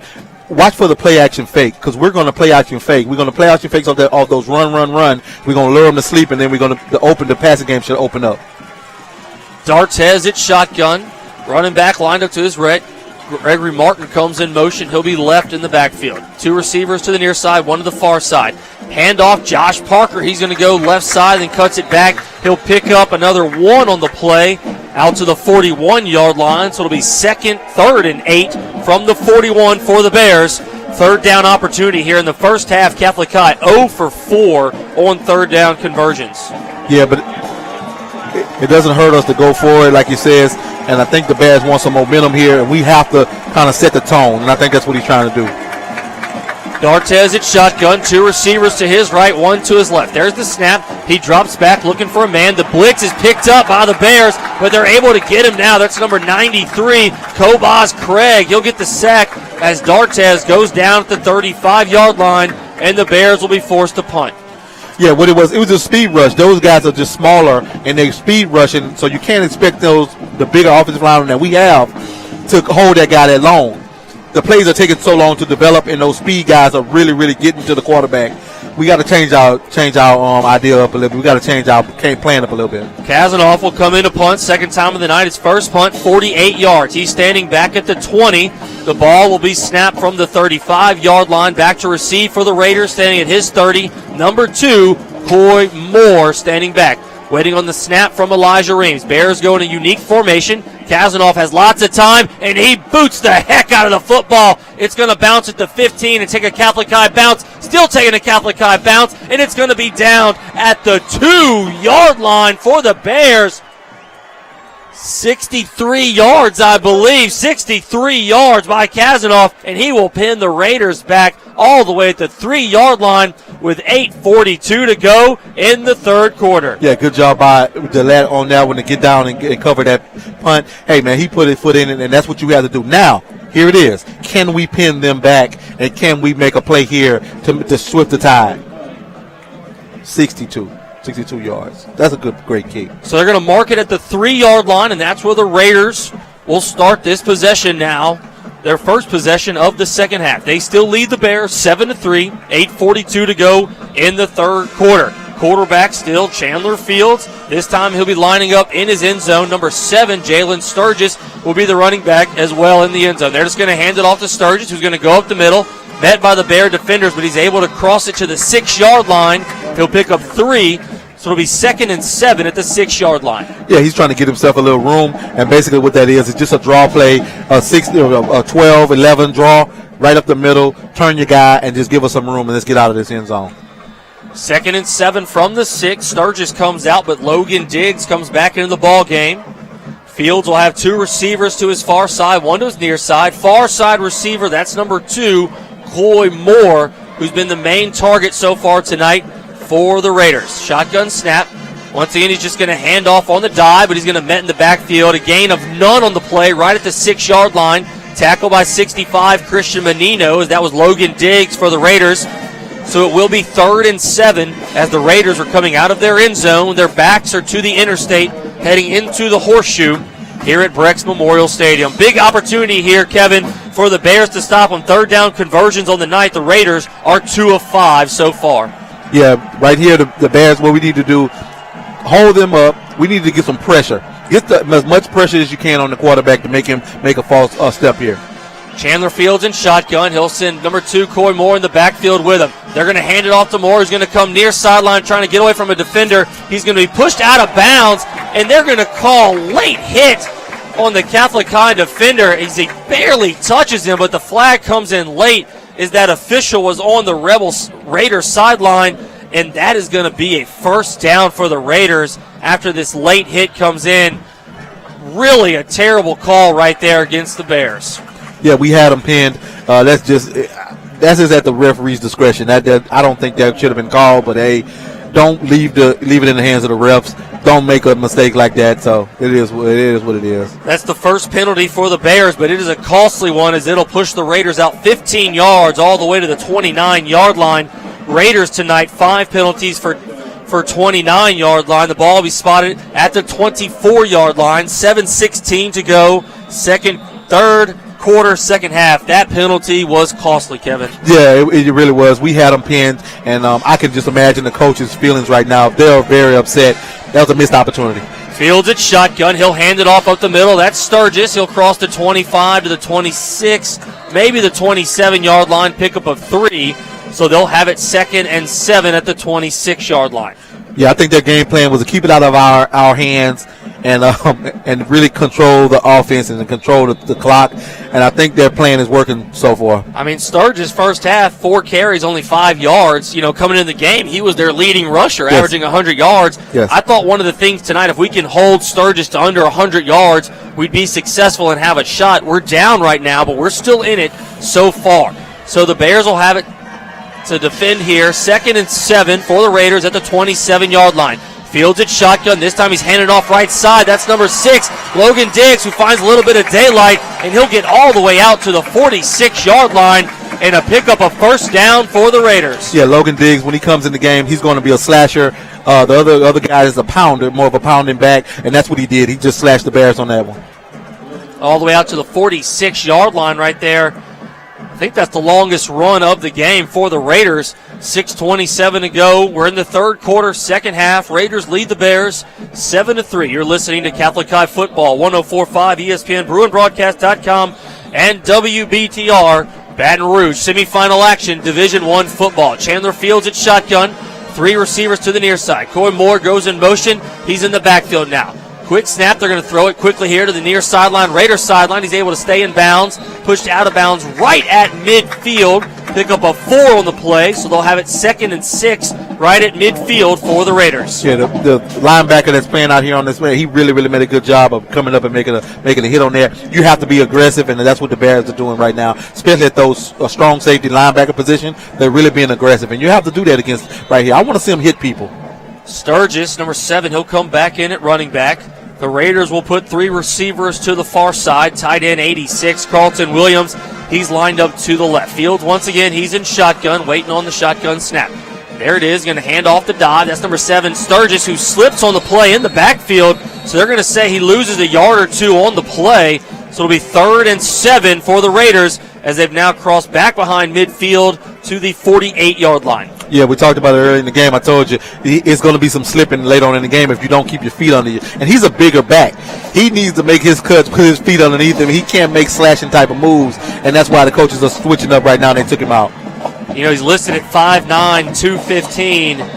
He looks more like 5'9", 225. I mean, that is 225, 230. That is a big back. Yeah. But Logan Diggs, he'll come back. They'll have it 3rd and 8 at the 48. Opportunity here for the Bears to stop them. 2 of 5 on third down conversions tonight are the Raiders. He's got 2 receivers to both sides, and Diggs is the running back. Number 16, Zach Mirabel, will go in motion to the far side. Drops back, throws the pass, middle of the field, and completion to number 17, Amor Rochelle, and he's able to pick up a first down to the 39-yard line. Yeah, Amor Rochelle, he just found it empty in the zone and sat down in the zone, and that's what you got to do. Is right in that middle is where, especially when you're playing quarters, everybody got their own zones. It's right between the linebackers and the free safeties. That's a zone right behind them. That's where the sweet spot is. You call it the sweet spot. And something I'm still waiting to see tonight from the Bear defenders. We have not seen a Bear claw go up yet and get a tip on a ball at the line of scrimmage. Hopefully we can get one of those here soon. 4:45 to go, third quarter. Rummel leads 7-3. Shotgun snap. There you go. Going to hand it off. That's near sideline. That's another running back for the Raiders. He's able to get out to the 36-yard line. That was number 19 for the Raiders. Cole Troxclair. He's actually the backup quarterback. Or was that 49, Walker? Walker, 19. So 19 on the carry, the backup quarterback. We're going to call him in tonight. He'll pick up 3. They'll have it the 36-yard line, 2nd and 7 for the Raiders. Fields at shotgun, number 6, Logan Diggs. 2 receivers to the far side, his right, 1 to the near side. Once again, dive play. He's going to give it to Diggs, cuts it to the near sideline, able to get around the Bear defenders. He's going to get to maybe the 30-yard line, right at the 31. He will be short of the first down. So it'll be third and a long yard to go for the Raiders. They're very patient. That's what I think about the Rummel offense right now. They're very patient. They're not really trying to throw the ball down the field and rush things and play out of character. They're taking this ball and methodically just going down the field and kind of piece by piece by piece. And you have to respect it, but we need a big play right here. Bears, big play here. 3rd and 2 at the 31-yard line. Fields will go under center. Jalen Sturgis will be the running back behind him. Quick toss left side to Sturgis, and he crosses the 30, and he'll pick up the first down for the Raiders as he gets all the way to the 26-yard line, and the Raiders are putting together a nice drive here against the Bears. Yeah, stack the box and sweep. That's all it was. It was stack the box, and he sweeped the bounce to outside, and the linebacker and the strong safety didn't feel in time, and he was able to get those yards, get the first down. Waiting to see which running back comes in here for the Raiders. It'll be number 49, Kyle Walker. 28, Logan Bertassini will be the fullback as well. Fields still at quarterback. 1st and 10, 26-yard line. 3:40 to go in the third quarter. Raiders lead the Bears 7-3. They are in Catholic High School territory. Their 12th play of the drive for the Raiders. Chandler at shotgun. He's going to hand off, dive play, 49. That's Walker. He's met right at the line of scrimmage. Maybe picks up one on the play to the 25. So it'll be 2nd and 9 for the Raiders at the 25-yard line of the Bears. Yeah, when it started to get around 12, 13 plays of a drive, defenses started getting a little lax. They started getting a little tired, and they're trying to get off the field. And that's when you have to get off the field because something happens when players get tired. Walker will come out of the game. They'll bring in a new set of players here for the Raiders. 2nd and 9 at the 25. 3 minutes to go in the third quarter. You're listening live to Catholic High Football Division I semifinals. 2 quarters to go. Winner will head to the Mercedes-Benz Superdome to compete for a state championship. Fields at shotgun. Right behind him, Logan Diggs. Quick toss left side to Diggs. Got a little running room in front of him. Meets the Bear defenders right at the 23-yard line. And he'll go down. They'll spot him at the 22-yard line. So it'll be a long 3rd and 5, maybe 6 to go for the Raiders. Yeah, they're trying to pound the ball in there. They're trying to get 5 yards at a time. They're not trying to get 10, 20, 30. No, they're trying to get 5 yards at a time. So now what we have to do is just know what they're doing and just kind of, hey, just say we're going to stop and commit to stopping the run. Diggs will stay in the ball game. Chandler Fields, the quarterback, one receiver the near side. So Diggs will come out. Sturgis, the big back, he'll come into the ball game. Number 11, Jacob Brenton's a wide receiver. Number 2, Coy Moore. And 16, Zach Mirabella. Fields is in the shotgun. Tries to do the hard snap to get the Bears to jump. Unable to do so. And Rummel will take a timeout. 1:57 to go in the third quarter. Bears are down 7-3. We'll be right back. Bruin Broadcast Network. At Morrow Physical Therapy, we understand the importance of keeping you in the game, in athletics and in life. That is why we offer convenient appointment times and excellent therapists in all 10 of our locations in and around the greater Baton Rouge area. As a proud corporate partner of Catholic High School, we're excited to be a part of the Bears' success throughout the years and into the years to come. For more information on the services offered, visit www.morropt.com. You can also find us on Facebook, Instagram, and Twitter. Morrow Physical Therapy. Bolton's Health Mart Drugstore is proud sponsor of this year's Catholic High Grizzly Bears football team. Bolton's, like Catholic High, is a part of Baton Rouge's history and has long been one of our city's neighborhood pharmacies. The next time you need a unique gift idea or for any medical prescription need, think of Bolton's Health Mart Pharmacy, 2958 Perkins Road. For delivery in South Baton Rouge area, call us 343-4869, 343-4869. Bolton's Health Mart, peace of mind today and into next century. Welcome back, Bear fans. Catholic High football, 1:57 to go in the third quarter. Bears are down to the Raiders 7-3. You're listening and watching Catholic High football, 104.5 ESPN, BruinBroadcast.com, and WBTR Channel 19, Baton Rouge, 144 in Ascension. A big third down play here for the Raiders. Ball's at the 22-yard line. 3rd and 6. They have to get to the 16-yard line. Waiting on the red hat to get off the field. And he did. Name of the ref that threw the flag, probably Marshall Clearborn or Adam Shoddy, for those asking at home. From Shreveport. Facebook him. All right, 3rd and 6. 1:57 to go, third quarter. Fields in the shotgun. 3 receivers to the far side, his right. Logan Diggs in the backfield. They're going to hand it off to Diggs, who comes left side, looking for a little bit of space. He's going to be short of a first down. So it'll be 4th down for the Raiders, and we'll see what they do here. If they go to kick the field goal or go for it, 4th and short, as it looks like it'll be 4th and a long 2 for the Raiders. They are inside the Baton Rouge Coca-Cola red zone. They're running on. So they will bring on at least the field goal unit here. Holder will be number 15, Tyler Cook. Deep snapper will be number 28, Logan Bertassini. And number 4, Patrick Vanderbrook, will do the kicking. The spot will be at the 26-yard line. So this will be a 30. Now he's going to move it up just a hair. So, all right, the spot will be the 25-yard line. So a 35-yard field goal attempt here for Patrick Vanderbrook. Waiting on the official to move out of the way. He's kicking into the horseshoe. The wind is slightly at his back. 35-yard field goal attempt. It's up. It's high enough. And it's good. So with 49 seconds to go in the third quarter, Raiders extend their lead to 10-3. We'll be right back on the Bruin Broadcast Network.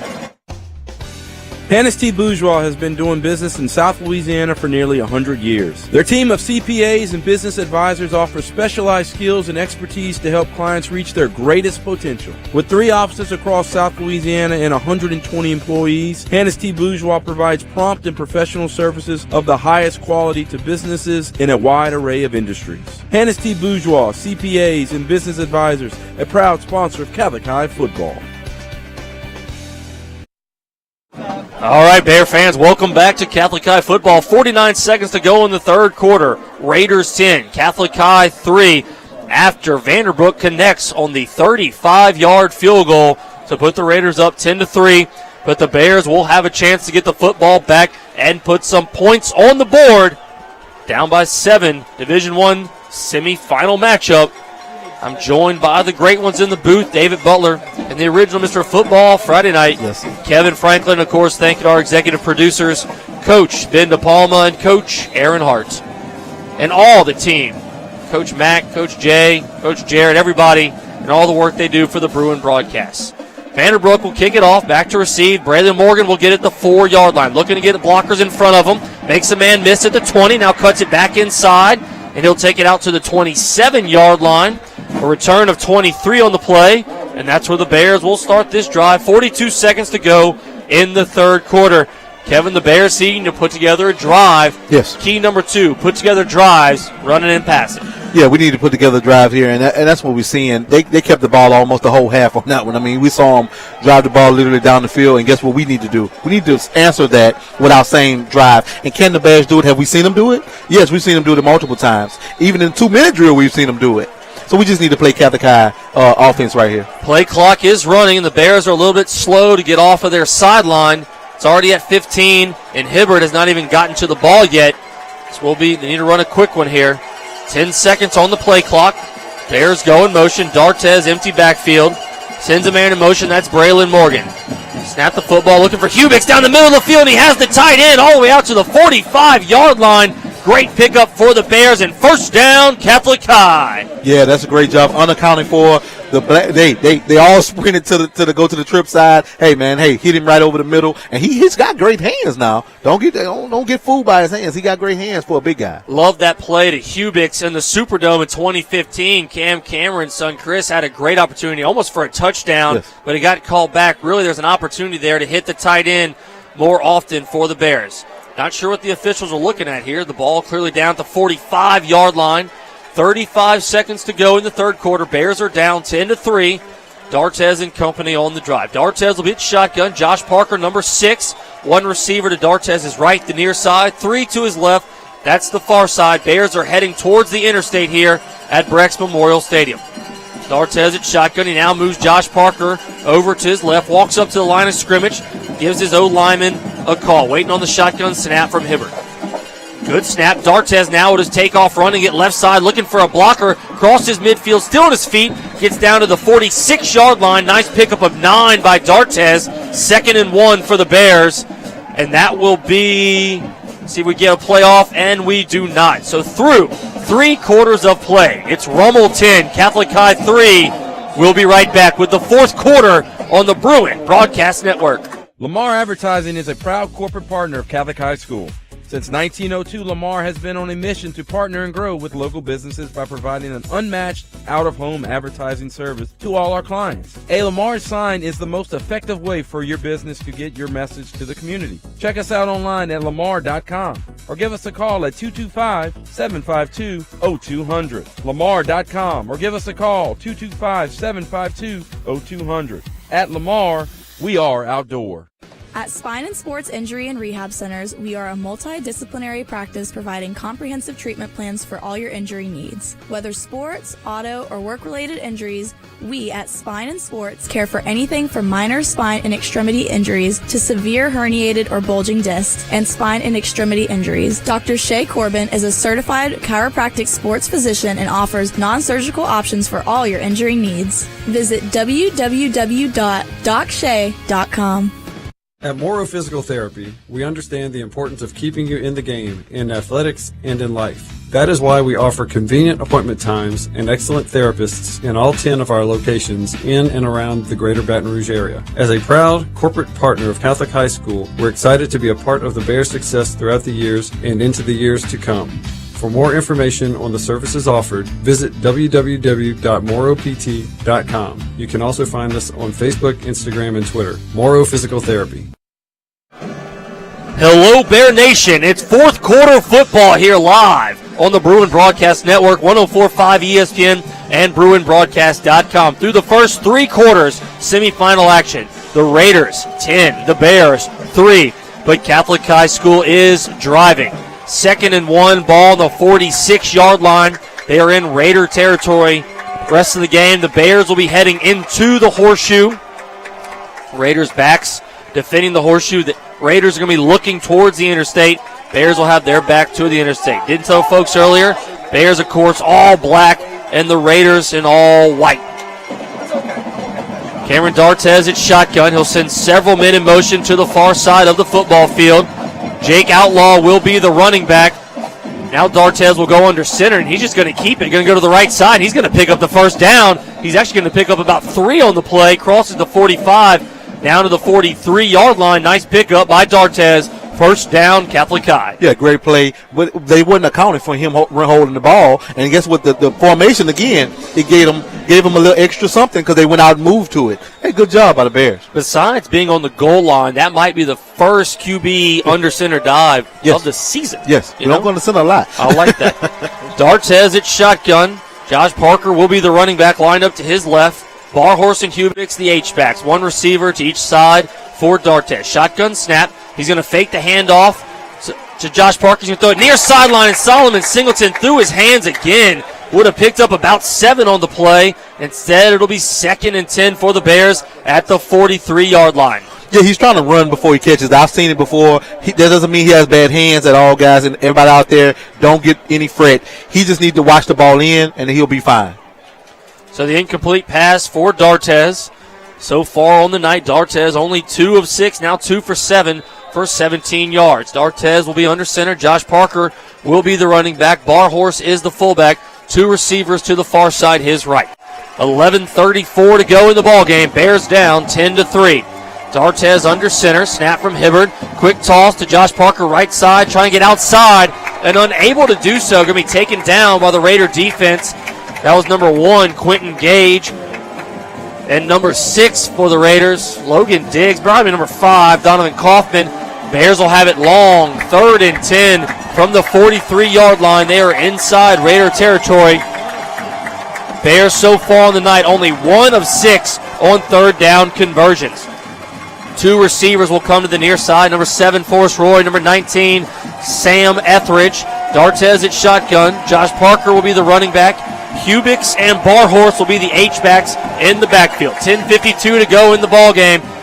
Dartez is going to hand it off to Parker, but he's going to keep it and just goes to the right side, and he's going to be taken down right at the line of scrimmage. Maybe even a loss of 1. 4th and 11 for the Bears, and they will punt it away to the Raiders. Yeah, I'm thinking that was a give. I would have gave it to Josh because they were looking for him to keep the ball. So he should have gave it to Josh. But, hey, he's on the field. He sees things a little different from me. I'm in the booth. So, hey, I'll kick it.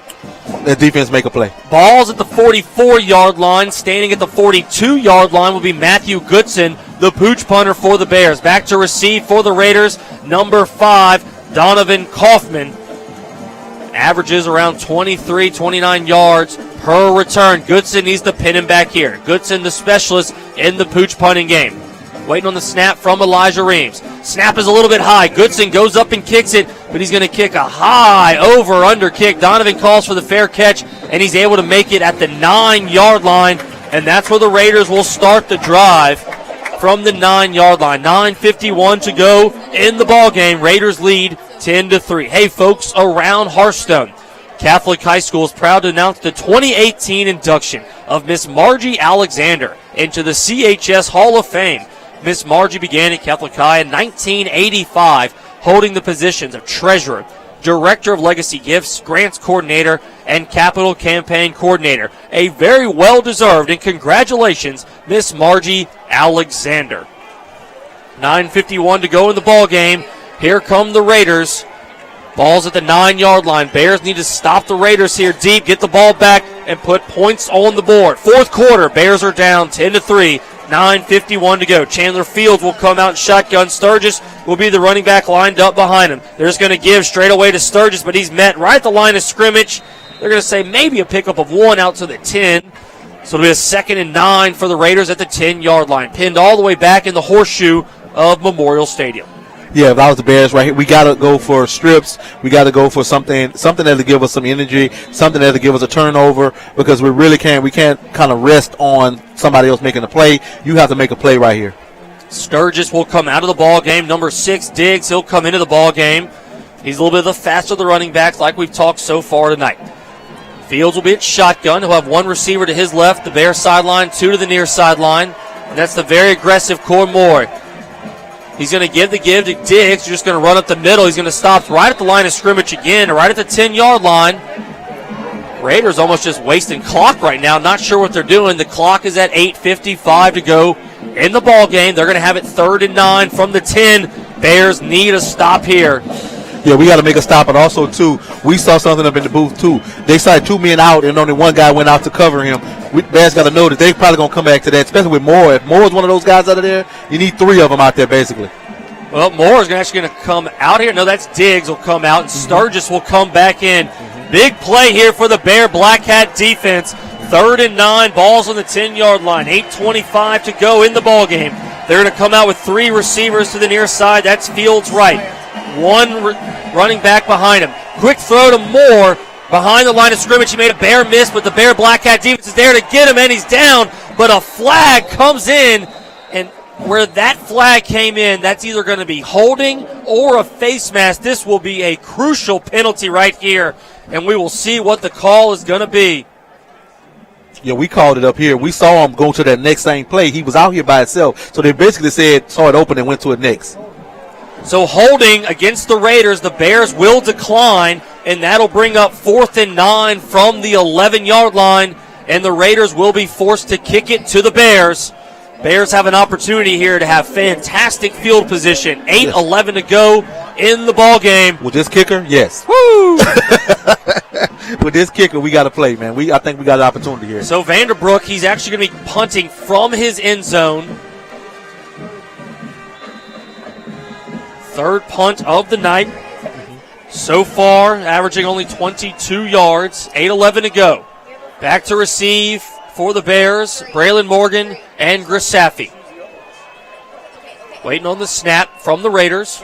Vanderbrook, low snap. He fumbles it a little bit. Quick kick. Very, very low. And the Bears, Braylon Morgan will pick it up at the 41-yard line, and that's exactly where he will go down, right at the 41-yard line. 8 minutes to go in the game. Bears down 10-3. We'll be right back on the Bruin Broadcast Network. Lamar Advertising is a proud corporate partner of Catholic High School. Since 1902, Lamar has been on a mission to partner and grow with local businesses by providing an unmatched out-of-home advertising service to all our clients. A Lamar sign is the most effective way for your business to get your message to the community. Check us out online at lamar.com or give us a call at 225-752-0200. Lamar.com or give us a call 225-752-0200. At Lamar, we are outdoor. So after the short kick from Vanderbook, the ball will be placed at the 41, maybe the 40-yard line, but there was a flag at the end of the play for illegal hands to the face, and that'll be a 15-yard penalty against the Raiders. So the ball's going to be placed at the 26-yard line. 8 minutes to go. Bears have no excuses here. We got to put 6 on the board, Kev. Yes, we got to put points on the board right now. This is red zone. This is where I knew it would count. This is where you win your championships right here. 8 minutes to go in the ball game. Bears down 10-3.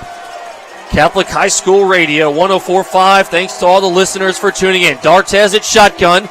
They'll do a massive shift here. Josh Parker's the running back. Braylon Morgan will go to the far side of the field as the wide receiver. D'Artes waiting on the snap from Hibbard. Good snap. He'll look to the right. He'll pump fake. Then he'll throw it to the wheel route. That's Gregory Martin. Makes the catch at the 15. He's down at the 9-yard line inbounds. And the Bears have it. First and goal, 9-yard line. What a beautiful play right there by the Bears. Never seen it, but wait, that's a good way to dial it up. That's a good play from them. Hey, watching spread offensive, they told me this. You have to watch where the numbers are. We had the numbers on the edges, so that's why we threw it to Gregory Martin right there. Good catch. First and goal from the 9. 7:48 to go in the ball game. D'Artes at shotgun. Braylon Morgan, the running back, lined up to his right. Now he'll go in motion to the left. They'll throw the quick pass to Braylon Morgan, but he's going to be met in the backfield for a loss of 4 on the play. That's number 8 for the Raiders, Corey Smooth, one of their leading tacklers, and that'll push us back to the 14-yard line. So it's second and goal from the 14 for the Bears. Yeah, the wide receiver out there blocking, he needs to give us a better effort than that. He needs to, Gregory, he kind of olayed the guy. The guy went right by him. We need to get a better effort out of him on now in the block for us. Second and goal from the Bears at the 14-yard line. 7:09 to go in the ballgame. Fourth quarter, Bears down 10-3. D'Artes in shotgun. Josh Parker lined up to his right. Parker's going to fake the handoff. That's Solomon Singleton, who's right at the goal line. Singleton gets in. Touchdown, Catholic High. That's what I'm talking about, boy. That's the way you don't give up on the play. Hey, you had a couple of drops, but hey, when it count, you make a play, man. That's what I'm talking about by the Bears. Hey, they play for coach. We probably going to go for 2 on this one. Singleton so far missed a touchdown catch and then missed a first down catch, but he comes back big time, baby, and gets the first touchdown of the night for the Bears. Hey, good job by the Bears. And that's also, too, I got a fan out there. I want to say hello to Miss Lee Graves, man. Hey, that was for you, Mama. That was for you, baby. Yeah, Kev's number 1 fan. We know Miss Lee's listening in, baby. Kazanoff on to kick the extra point. She's up and she's good. 6:57 to go in the ball game. It's all tied, 10-10. We'll be right back on the Bruin Broadcast Network. Hello, Bear fans. This is Darryl Papillon of Walters, Papillon, Thomas & Cullens, a proud partner of the Catholic High Bears. Our lawyers have 100 years of experience handling serious injury, wrongful death, and complex commercial cases. We are the alumni, parents, and children representing more than a dozen current and former Catholic high school Bears or alumni of other schools of the Brothers of the Sacred Heart. Go Bears. We have a new player on the field, and he's ready for kickoff with a delicious Coca-Cola. The kick. Ice giving him a little trouble as a few cubes shake loose. He's probably going to pour it here. He does. The liquid cuts through an opening. That Coca-Cola's looking pretty good. Can he go all the way? He's going for it. He did it! And just listen to that fizz! Thousands of bubbles jumping in excitement. That might have been the most refreshing thing that I've ever seen. Coca-Cola. Taste the feel.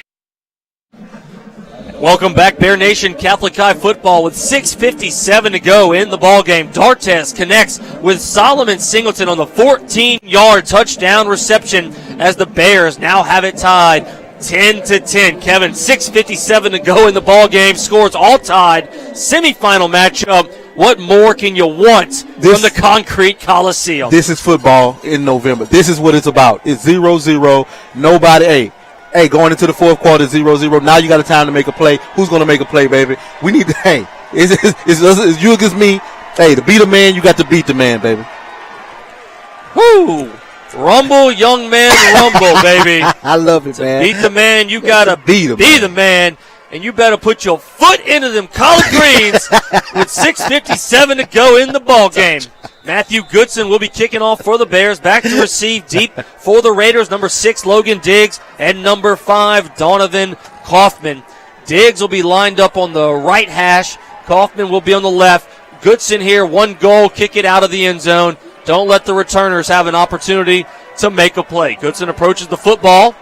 It's a great kick high up in the air, and it will go into the end zone, and no return for the Raiders.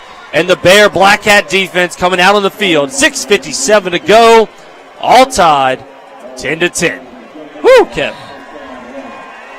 Yeah, good job by the Bears. What did we do right now? We kick it all the way in the end zone. Now we forced to defend. But see, I tell you what, the Raiders have a game plan here. They're saying, hey, when we control this ball and we drive all the way down and we get a point on it, I'm going to give it to my best guy. If I give it, hey, throw it to him, I have to put him out at wide, whatever I have to do to get my best man the ball, this is what I'm going to do. 10-10, 6:57 to go in the ball game. Raiders will start the drive at the 20-yard line. This is Division I semifinal football. Fields, once again at quarterback, two receivers to the near side, sends a man in motion. That's number 11, Jacob Britton. Shotgun snap. He's going to hand it off to number 49. That's Kyle Walker. Tries to get to the outside, but he's going to be met in the backfield and stops right at the line of scrimmage. 2nd and 10 for the Raiders at the 20-yard line. The momentum has shifted entirely to the Catholic High sideline. Yes, it is emotional too. They have the emotional right now. They're going to probably, what they're going to do right now, they're going to try to put it on them because here it is. We have the energy. Can you stop us right now? Hey, man, I think they got the energy. Here we go. And the Bears know if we can keep them pinned back here with the lack of potential of their punter, we could really get another play with great field position. Play clock's at 10, and they haven't even broke the huddle yet as Diggs came in late right here. All the way down to 5. It's going to be close if they're able to get this one off. 6'11", 6'10", just got the ball off, and he's going to hand it off to Diggs, who's going to try to get around the outside, and he's going to be stopped, but a 4-yard gain, so it will be 3rd and 6 for the Raiders at the 24-yard line. Yeah, Diggs is their leading rusher tonight, 10 rushes for 61 yards. Hey, his longest one's 19, so he's got that potential to break out. So we just have to contain him tonight because Sturgeon's not doing too much on us tonight. He's not really doing a lot at all. 5:45 to go. 3rd and 6 at the 24-yard line for the Raiders. They are heading towards the interstate. They're 4 of 9 on the night on 3rd down conversion. Diggs comes out. Jalen Sturgis, the big back, he'll come in. Chandler Fields at shotgun. He'll have 2 receivers to both sides, double twins. Fields at shotgun, gets the pass. Looking down the field for a receiver. He'll throw it to the far sideline. He has his man Renton right on the sideline at the 35-yard line. They're going to say he gets out of bounds at the 37-yard line. 1st down for the Raiders. Clock stops when he went out of bounds. 5:17. Looks like we just kind of forgot about Renton on the sideline. Yes. Everybody went, cleared out, threw it back across. Risky play, but it's still always wide open because nobody counted for him. So I kind of understand the play, but still in all, that was a little risky for the Raiders. 49, Kyle Walker will come in at running back. 5:17 to go in the ball game. The ball's moved out to the 37-yard line. That's where the Raiders will have it. 1st and 10. Ball game's all tied, 10-10. Fields at shotgun. Walker, the running back behind him. 3 receivers to the near sideline. They're going to hand it off to Walker, just going right up the middle. He's able to bounce it outside. Still met at the line of scrimmage. The Bears pushing him. Looks like he's going to get about 3 yards to the 40-yard line, so it'll be 2nd and 7 for the Raiders. Very interesting right there, Kevin. The Raiders came out 3 receivers to the near sideline. Only 2 Bear defenders down there. Either the Bears are committed to them running it or a misplay right there by the defense. Something to watch out for. What I thought about is that the percentage of them running that out of that, the Bears say they don't run out of that position. They don't throw it to that guy out of this formation. So I think they know what they're doing because I've seen them do it multiple in this game. I've kind of been watching them play after play. So, but here it is. What if they do go deep? We're going to have a problem. Walker, the running back, he'll come into the game. He'll come out, and Diggs will come into the ball game. Once again, the Raiders will come to the trips to the near side, but Coach Roth will take the timeout. 4:23 to go in the ball game. It's all tied, folks. 10-10. We'll be right back on the Bruin Broadcast Network. Welcome to Walk-On's Bistro and Bar, where every dish starts from scratch. Fresh ingredients bring our food to life. Mouth-watering cuisine, unique flavors. And we're always more than happy to share our Southern charm and culture. A love of life, family, food, friends, fun, and celebrations. Walk-Ons. It's game day with a taste of Louisiana. Football and investing have something in common. The stronger the team, the stronger the results. Let the team at Altus Wealth Management of Jesse Daigle, Mickey Guidry, Ronnie Brown, Brad Ewing, Wally McMakin, Jeremy Perk, John Reeder, and John Stewart be on your side for all of your investment needs. From IRA to 401k, Altus Wealth is the team for you. Call them today, 225-201-9300, or visit Altus. Welcome back, fans. 2nd and 7 from the 39-yard line. 4:23 to go in the ball game. Fields at shotgun. He fakes the dive. Then he'll throw the quick pass near sideline to number 16. That's Zach Mirambell. He's going to make the reception at the 45-yard line. A pickup of 6 on the play, and the Raiders will have it 3rd and a long 2 at the 45-yard line. Yeah, Donovan, he's coming up, made a good tackle. He's leading the team right now in tackles, so he's been doing a good job putting his shoulder in guys.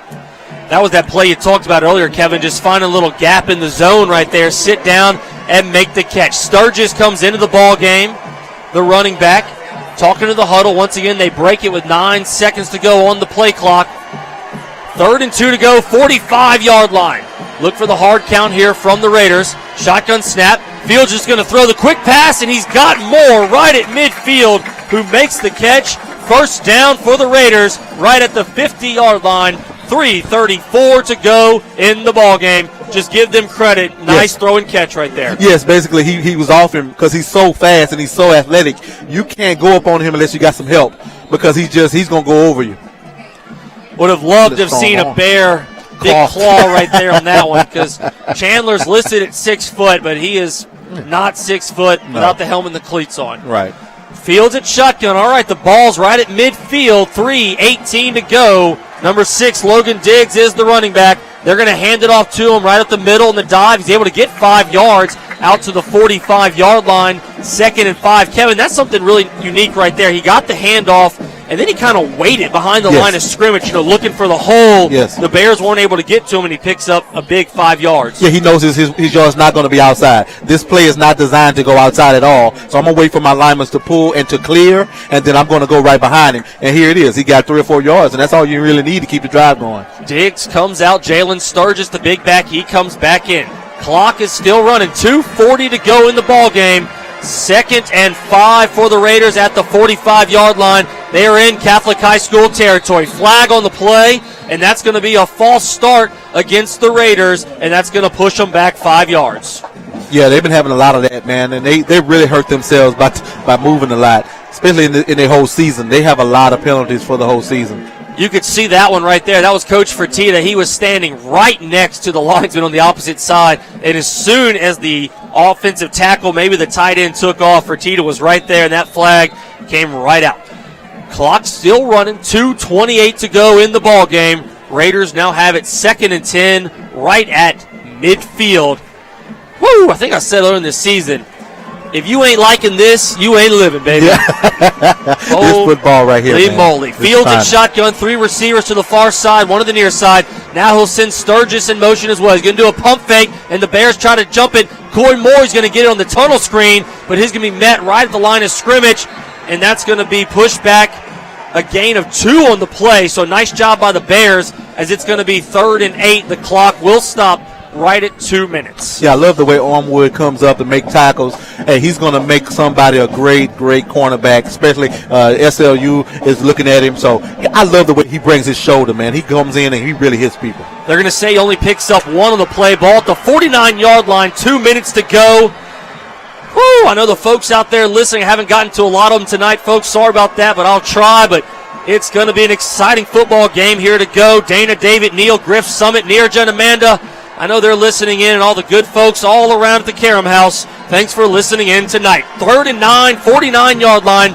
2 minutes to go in the ball game. Fields in shotgun, sends a man in motion. That's Zach Mirambell. Shotgun, he drops back, getting pressure from Elijah Reams. Now he rolls out of the pocket, drops down the field, but he's got Corey Moore coming across the field who makes the catch, and he's able to get out of bounds at the 30-yard line. But look at the flags flying in, as that's going to be an illegal hit at the 30-yard line, and they're going to be pushed back.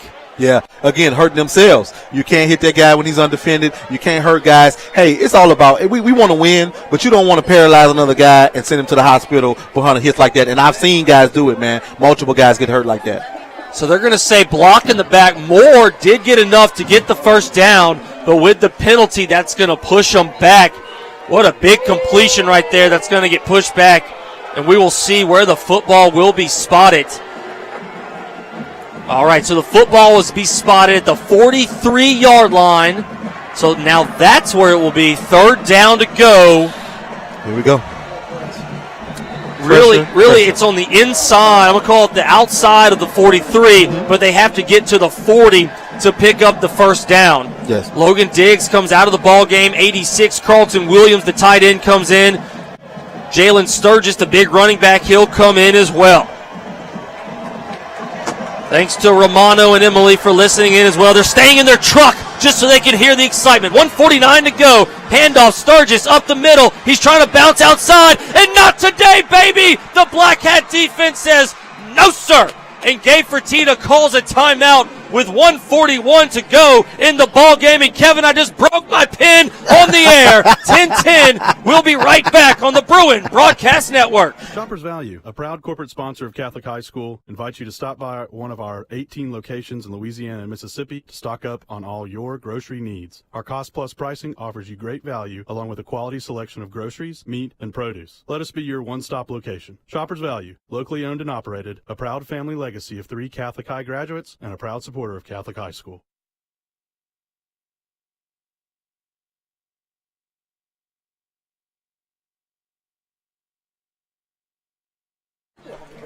Bear Nation, 1:41 to go in the ball game.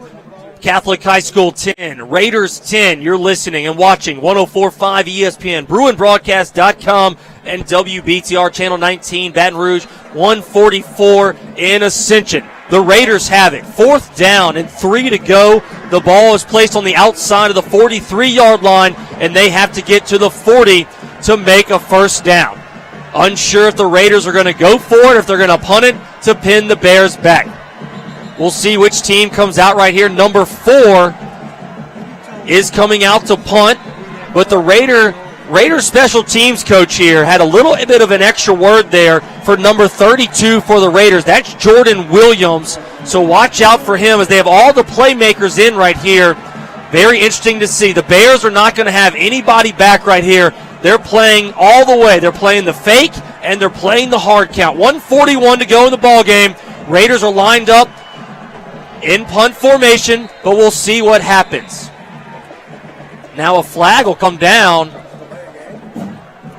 So either delay of game or too many men on the field, and it's going to be a delay of game against the Raiders, so they will push them back. Great penalty right there, so now you know almost certainly they're not going to be going for the fake, and that'll put the Bears at a little bit more of an ease. They're going to send them back, yeah. All right. Patrick Vanderbrook, the punter, he's number 4. The ball will be placed right at the 48-yard line. Vanderbrook, he's standing back at his very own 37. Back to receive for the Bears. Grisafi and Braylon Morgan, they're both standing at the 18-yard line. Bears look like they're going to go for a heavy rush here. Waiting on the snap and the punt. There's the snap. It's good. Punt is terrible. It'll bounce, and it hits the Romo defender at the 25-yard line, and that's where it'll go down. And Braylon Morgan picks it up, and he fumbles the football, and it might be Raider ball.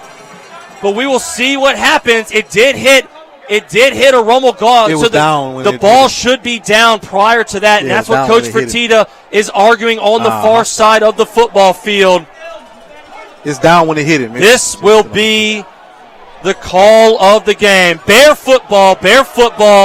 They're going to say that it did hit the Romo defender. Yeah, it was dead when it hit him. Which is the right but it's call. It's a free play. Yeah, if he hits it and it's a free play, he can pick it up and run it. So because it hit him first. So the ball will be placed. I got fussed at a lot for that one. Kevin is talking, our executive producer, Ben DePalma. I got fussed at for that on the air. Here we go. Yes. 48 seconds to go.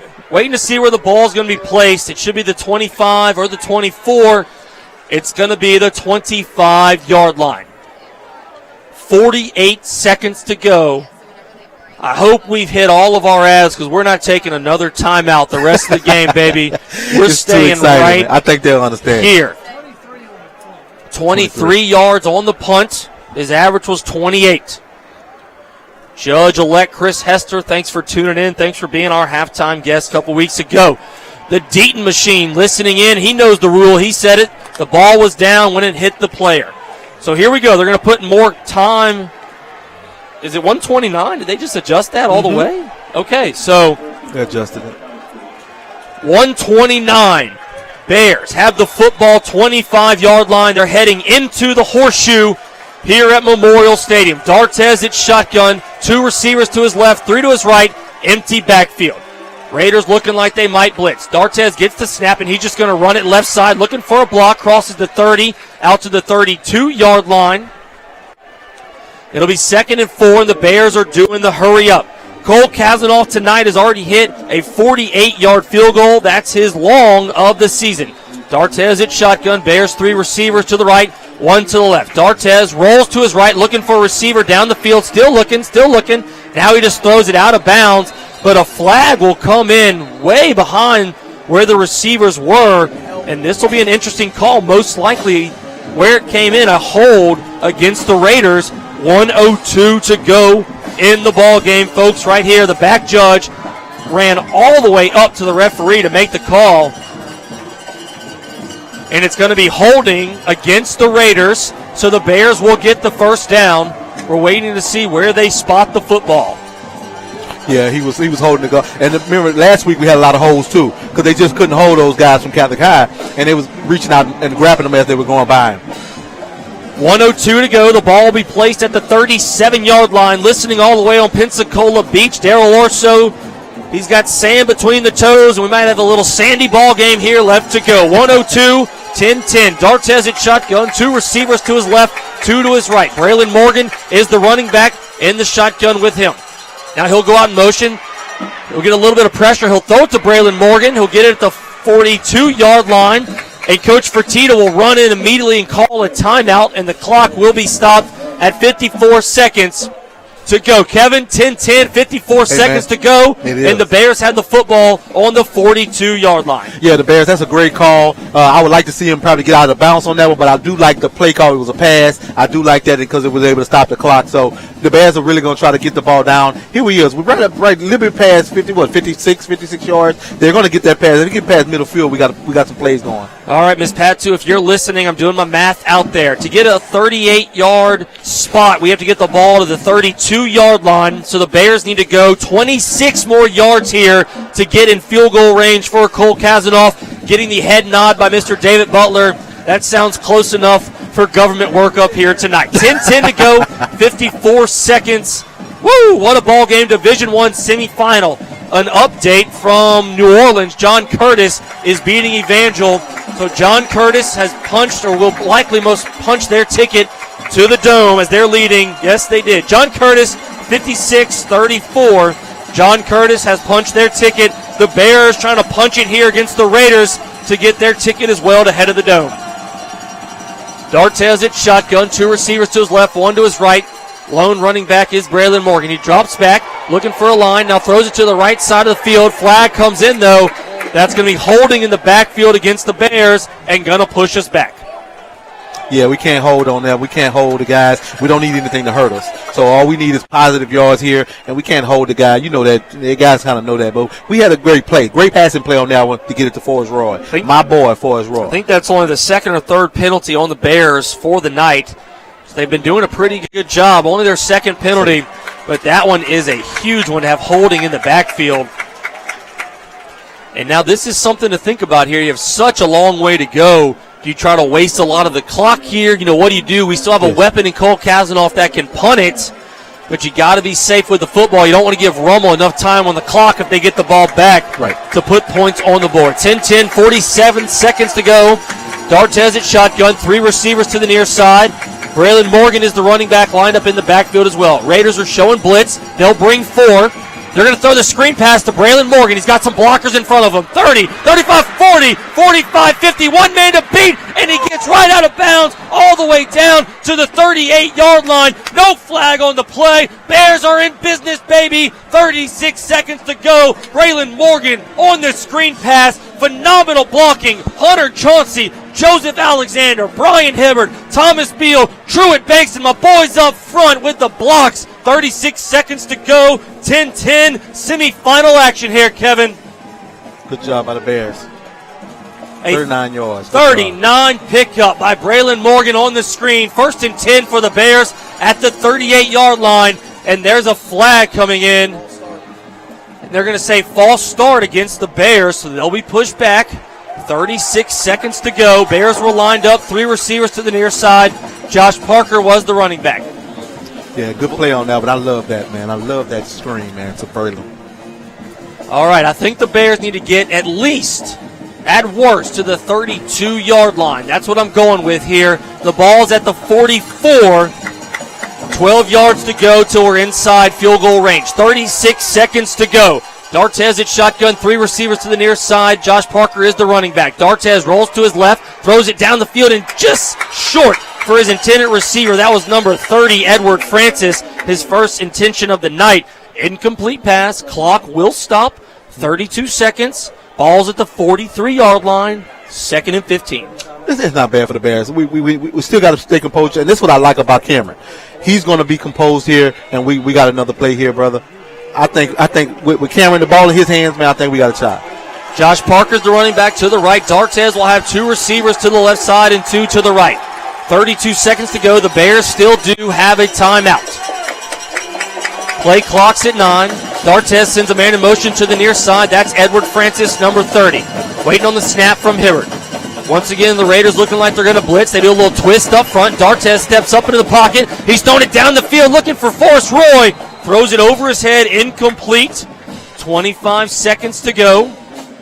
3rd down, 15. Bears are inside Raider territory. Ball's at the 43-yard line. To pick up the 1st down, we have to get to the 28-yard line. To get in field goal range, I think we have to get to about the 32-yard line.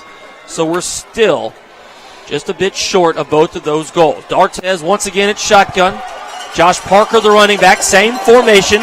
Bears will have 3 receivers to the near side, 1 to the far side. That's Forrest Roy. Waiting on the shotgun snap from Hibbert.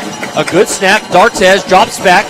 Getting a little bit of pressure. Throws it to the sticks. Has Forrest Roy right at the sticks. And he's going to pick up. Waiting on the spot. 1st down, Catholic High. 19 seconds to go. Game's tied 10-10. Bears are inside field goal range. Yeah, what you do is run them off. First of all, with that play, you set that play up by going deep. Do a comeback route on the next play and throw it to your boy Forrest Roy. Hey, man, he makes plays, and he's always made plays, man. My boy Forrest Roy. Hey, he's a primetime player. Here we go. Cameron D'Artez. D'Artez, 19 seconds to go in the ball game.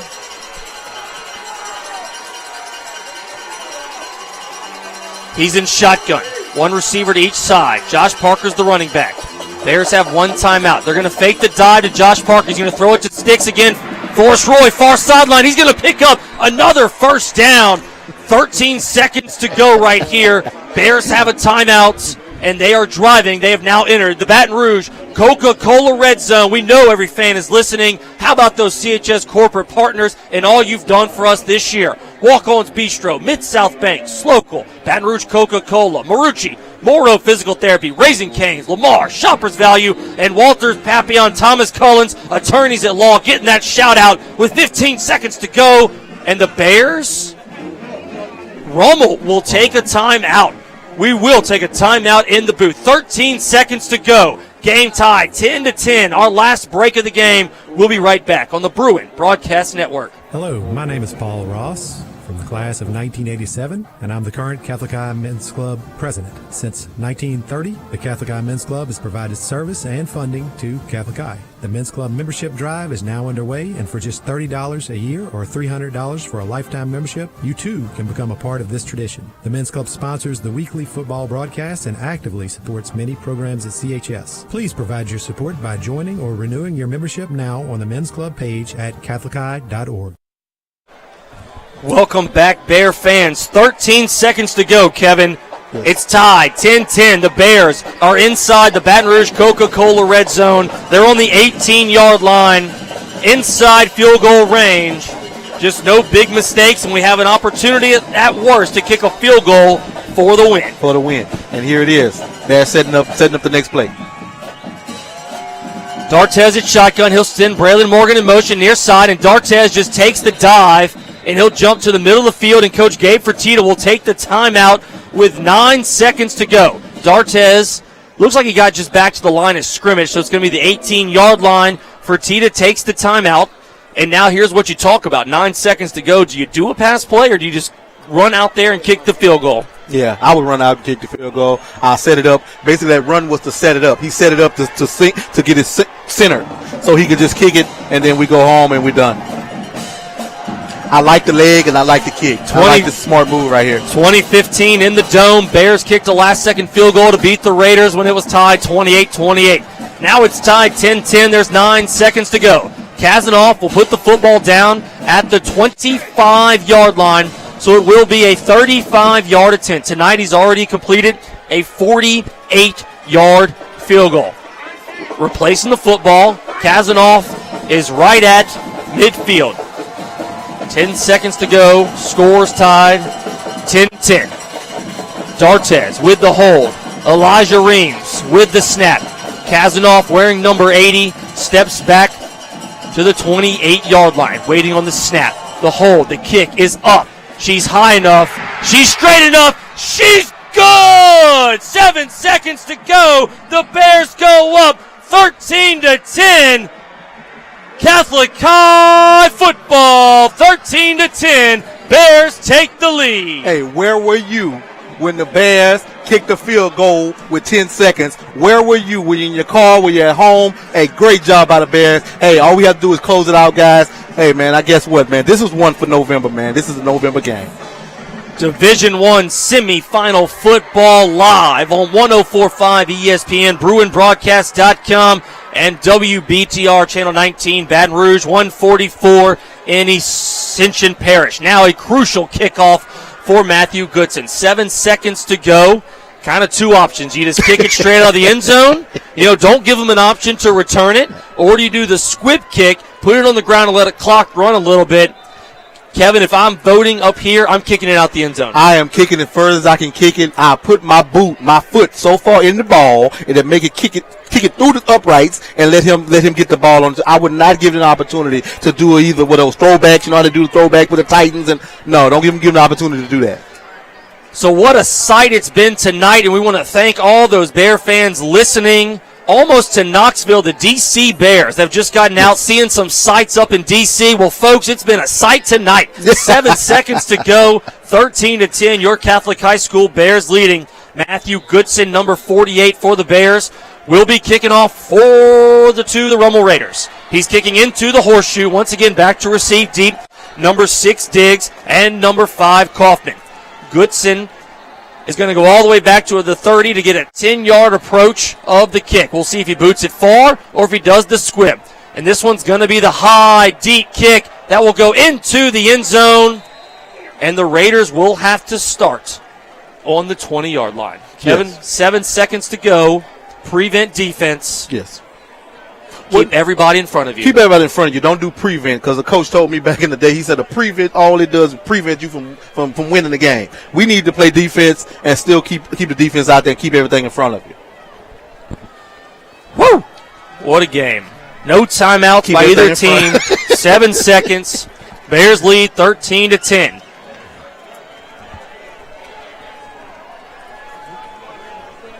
Chandler Fields, he'll come back in at quarterback. Sturgis will be the running back.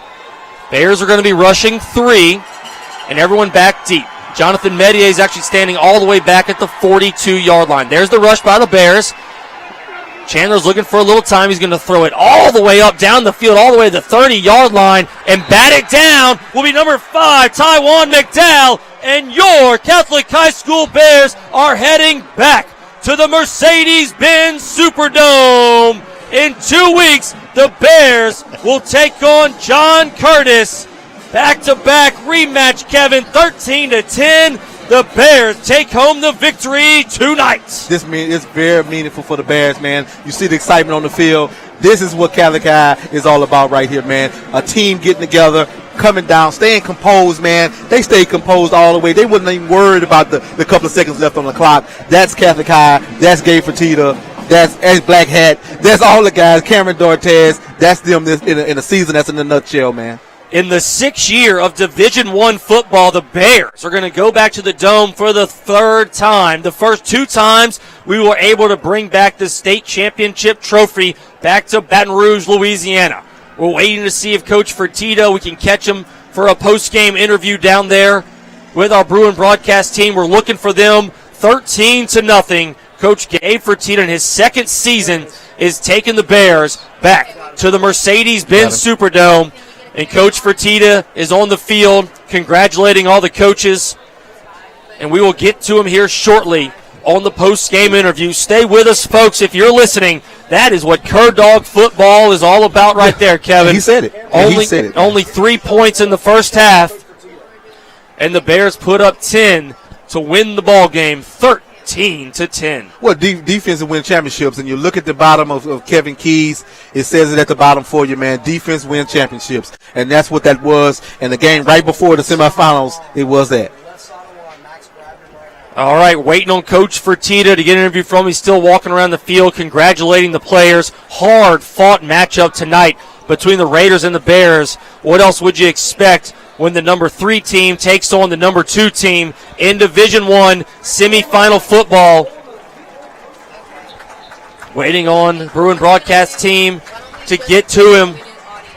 Here we go. Coach Fertitta's got the headset, waiting on the mic.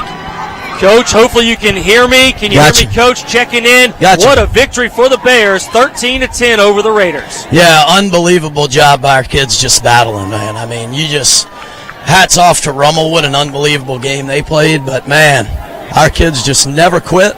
They battled all the way through it. We told them at halftime they'd been there before, and they believed it, and they never doubted it. Coach, how about this? We're in the 6th year of Division I playoffs. The Bears are going back to the Dome now for the 3rd time. The Catholic High School program is on a roll. Yeah, I'm just so proud of these kids and these coaches, man. What an unbelievable job, you know. We win one last week, just tearing it up on offense, and then we win one tonight with just stone-cold defense and special teams. So just a fantastic job by the coaches. Coach, Cur Dog football always on the line, and we're going to be on the line in 2 weeks in the Mercedes-Benz Superdome as we go for the state championship title. Thanks for joining us, and have a great night. Last time I checked, that field's the same size as all these others, so we'll be at home on a football field. Go Bears. Sounds great. Thank you, Coach Fertitta, for the post-game interview by Shoppers Value. Bears win 13-10. Stick around, folks. We'll have post-game stats and a recap right after this on the Bruin Broadcast Network. Welcome to Slocal. Slocal is an educational initiative that allows you to give back to a school while supporting local businesses. Sign up in 3 easy steps, and 25% of your subscription will go back to a school of your choice, all while you enjoy savings and offers from your favorite local businesses. It's as simple as finding a business, opening the page, and redeeming the offer. Go to www.getslocal.com to find out more today.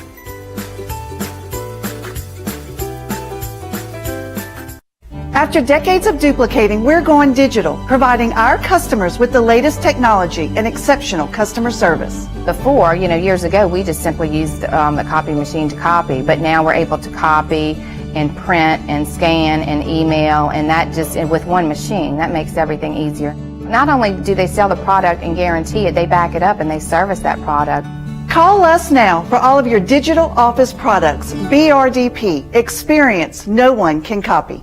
Catholic High football, a tradition. The 4EA Insurance Agency knows about traditions, as the 4EA Insurance Agency has been serving the insurance needs of Baton Rouge since 1946. The 4EA Agency can use the experience to give you the right amount of insurance tailored to your specific needs. For your home, auto, boat, or for your commercial insurance requirements, including general liability, property, and workers' compensation. The 4EA Insurance Agency uses the most respected and stable companies in the world to protect your future and your tradition. And go Bears! Post-game statistics brought to you by Hannes T. Bourgeois, CPAs and business advisors. Good teamwork is an asset both on the field and in the business world. The Hannes T. Bourgeois team has been working with businesses across Louisiana for more than 90 years. They offer a wide range of accounting, audit, assurance, and tax services, as well as litigation and advisory services to clients of all sizes. Not all CPA firms are the same. Experience the Hannes T. Bourgeois difference. Welcome back, Bear fans, to the Catholic High football game. Your Bears take down the Rummel Raiders to head the Mercedes-Benz Superdome in 2 weeks. Now Mr. David Butler with our second half scoring recap. Thank you, Dixon. Catholic High trails 7-3 at halftime. Rummel extended the lead 10-3 when Pat Vanderbrook hit a 35-yard field goal with 49 seconds to go in the third quarter. Catholic scored with 6:57 to go in the contest. It was Solomon Singleton with a 14-yard pass from Cameron Dartes, Cole Kazanov the point after, and that game was tied at 10. And with only 7 seconds to go, Cole Kazanov kicked a 35-yard field goal, giving Catholic High a 13-10 lead. And Kevin, how about some of those stats that stick out to you in the victory for the Bears? Stack out is Cameron Dartes had a great game, 14 carries, 85 yards. He did a phenomenal job passing the ball at the end of that game. He had 9 for 16 for 112, 1 touchdown. Corey Martin did a phenomenal job. He had 15 receptions for 104. So you're looking at a good game, a defensive game, but some of the stars stood out tonight. I like Bacchus, man. Bacchus with the interception and the block. Hey, man, block punt. You can't ask for much more than that. What a great job by all the Cur Dog football team tonight as the Bears beat the Raiders to head to the Mercedes-Benz Superdome. Folks, remember the Dome will be in 2 weeks on Saturday. Bears will kick off at noon.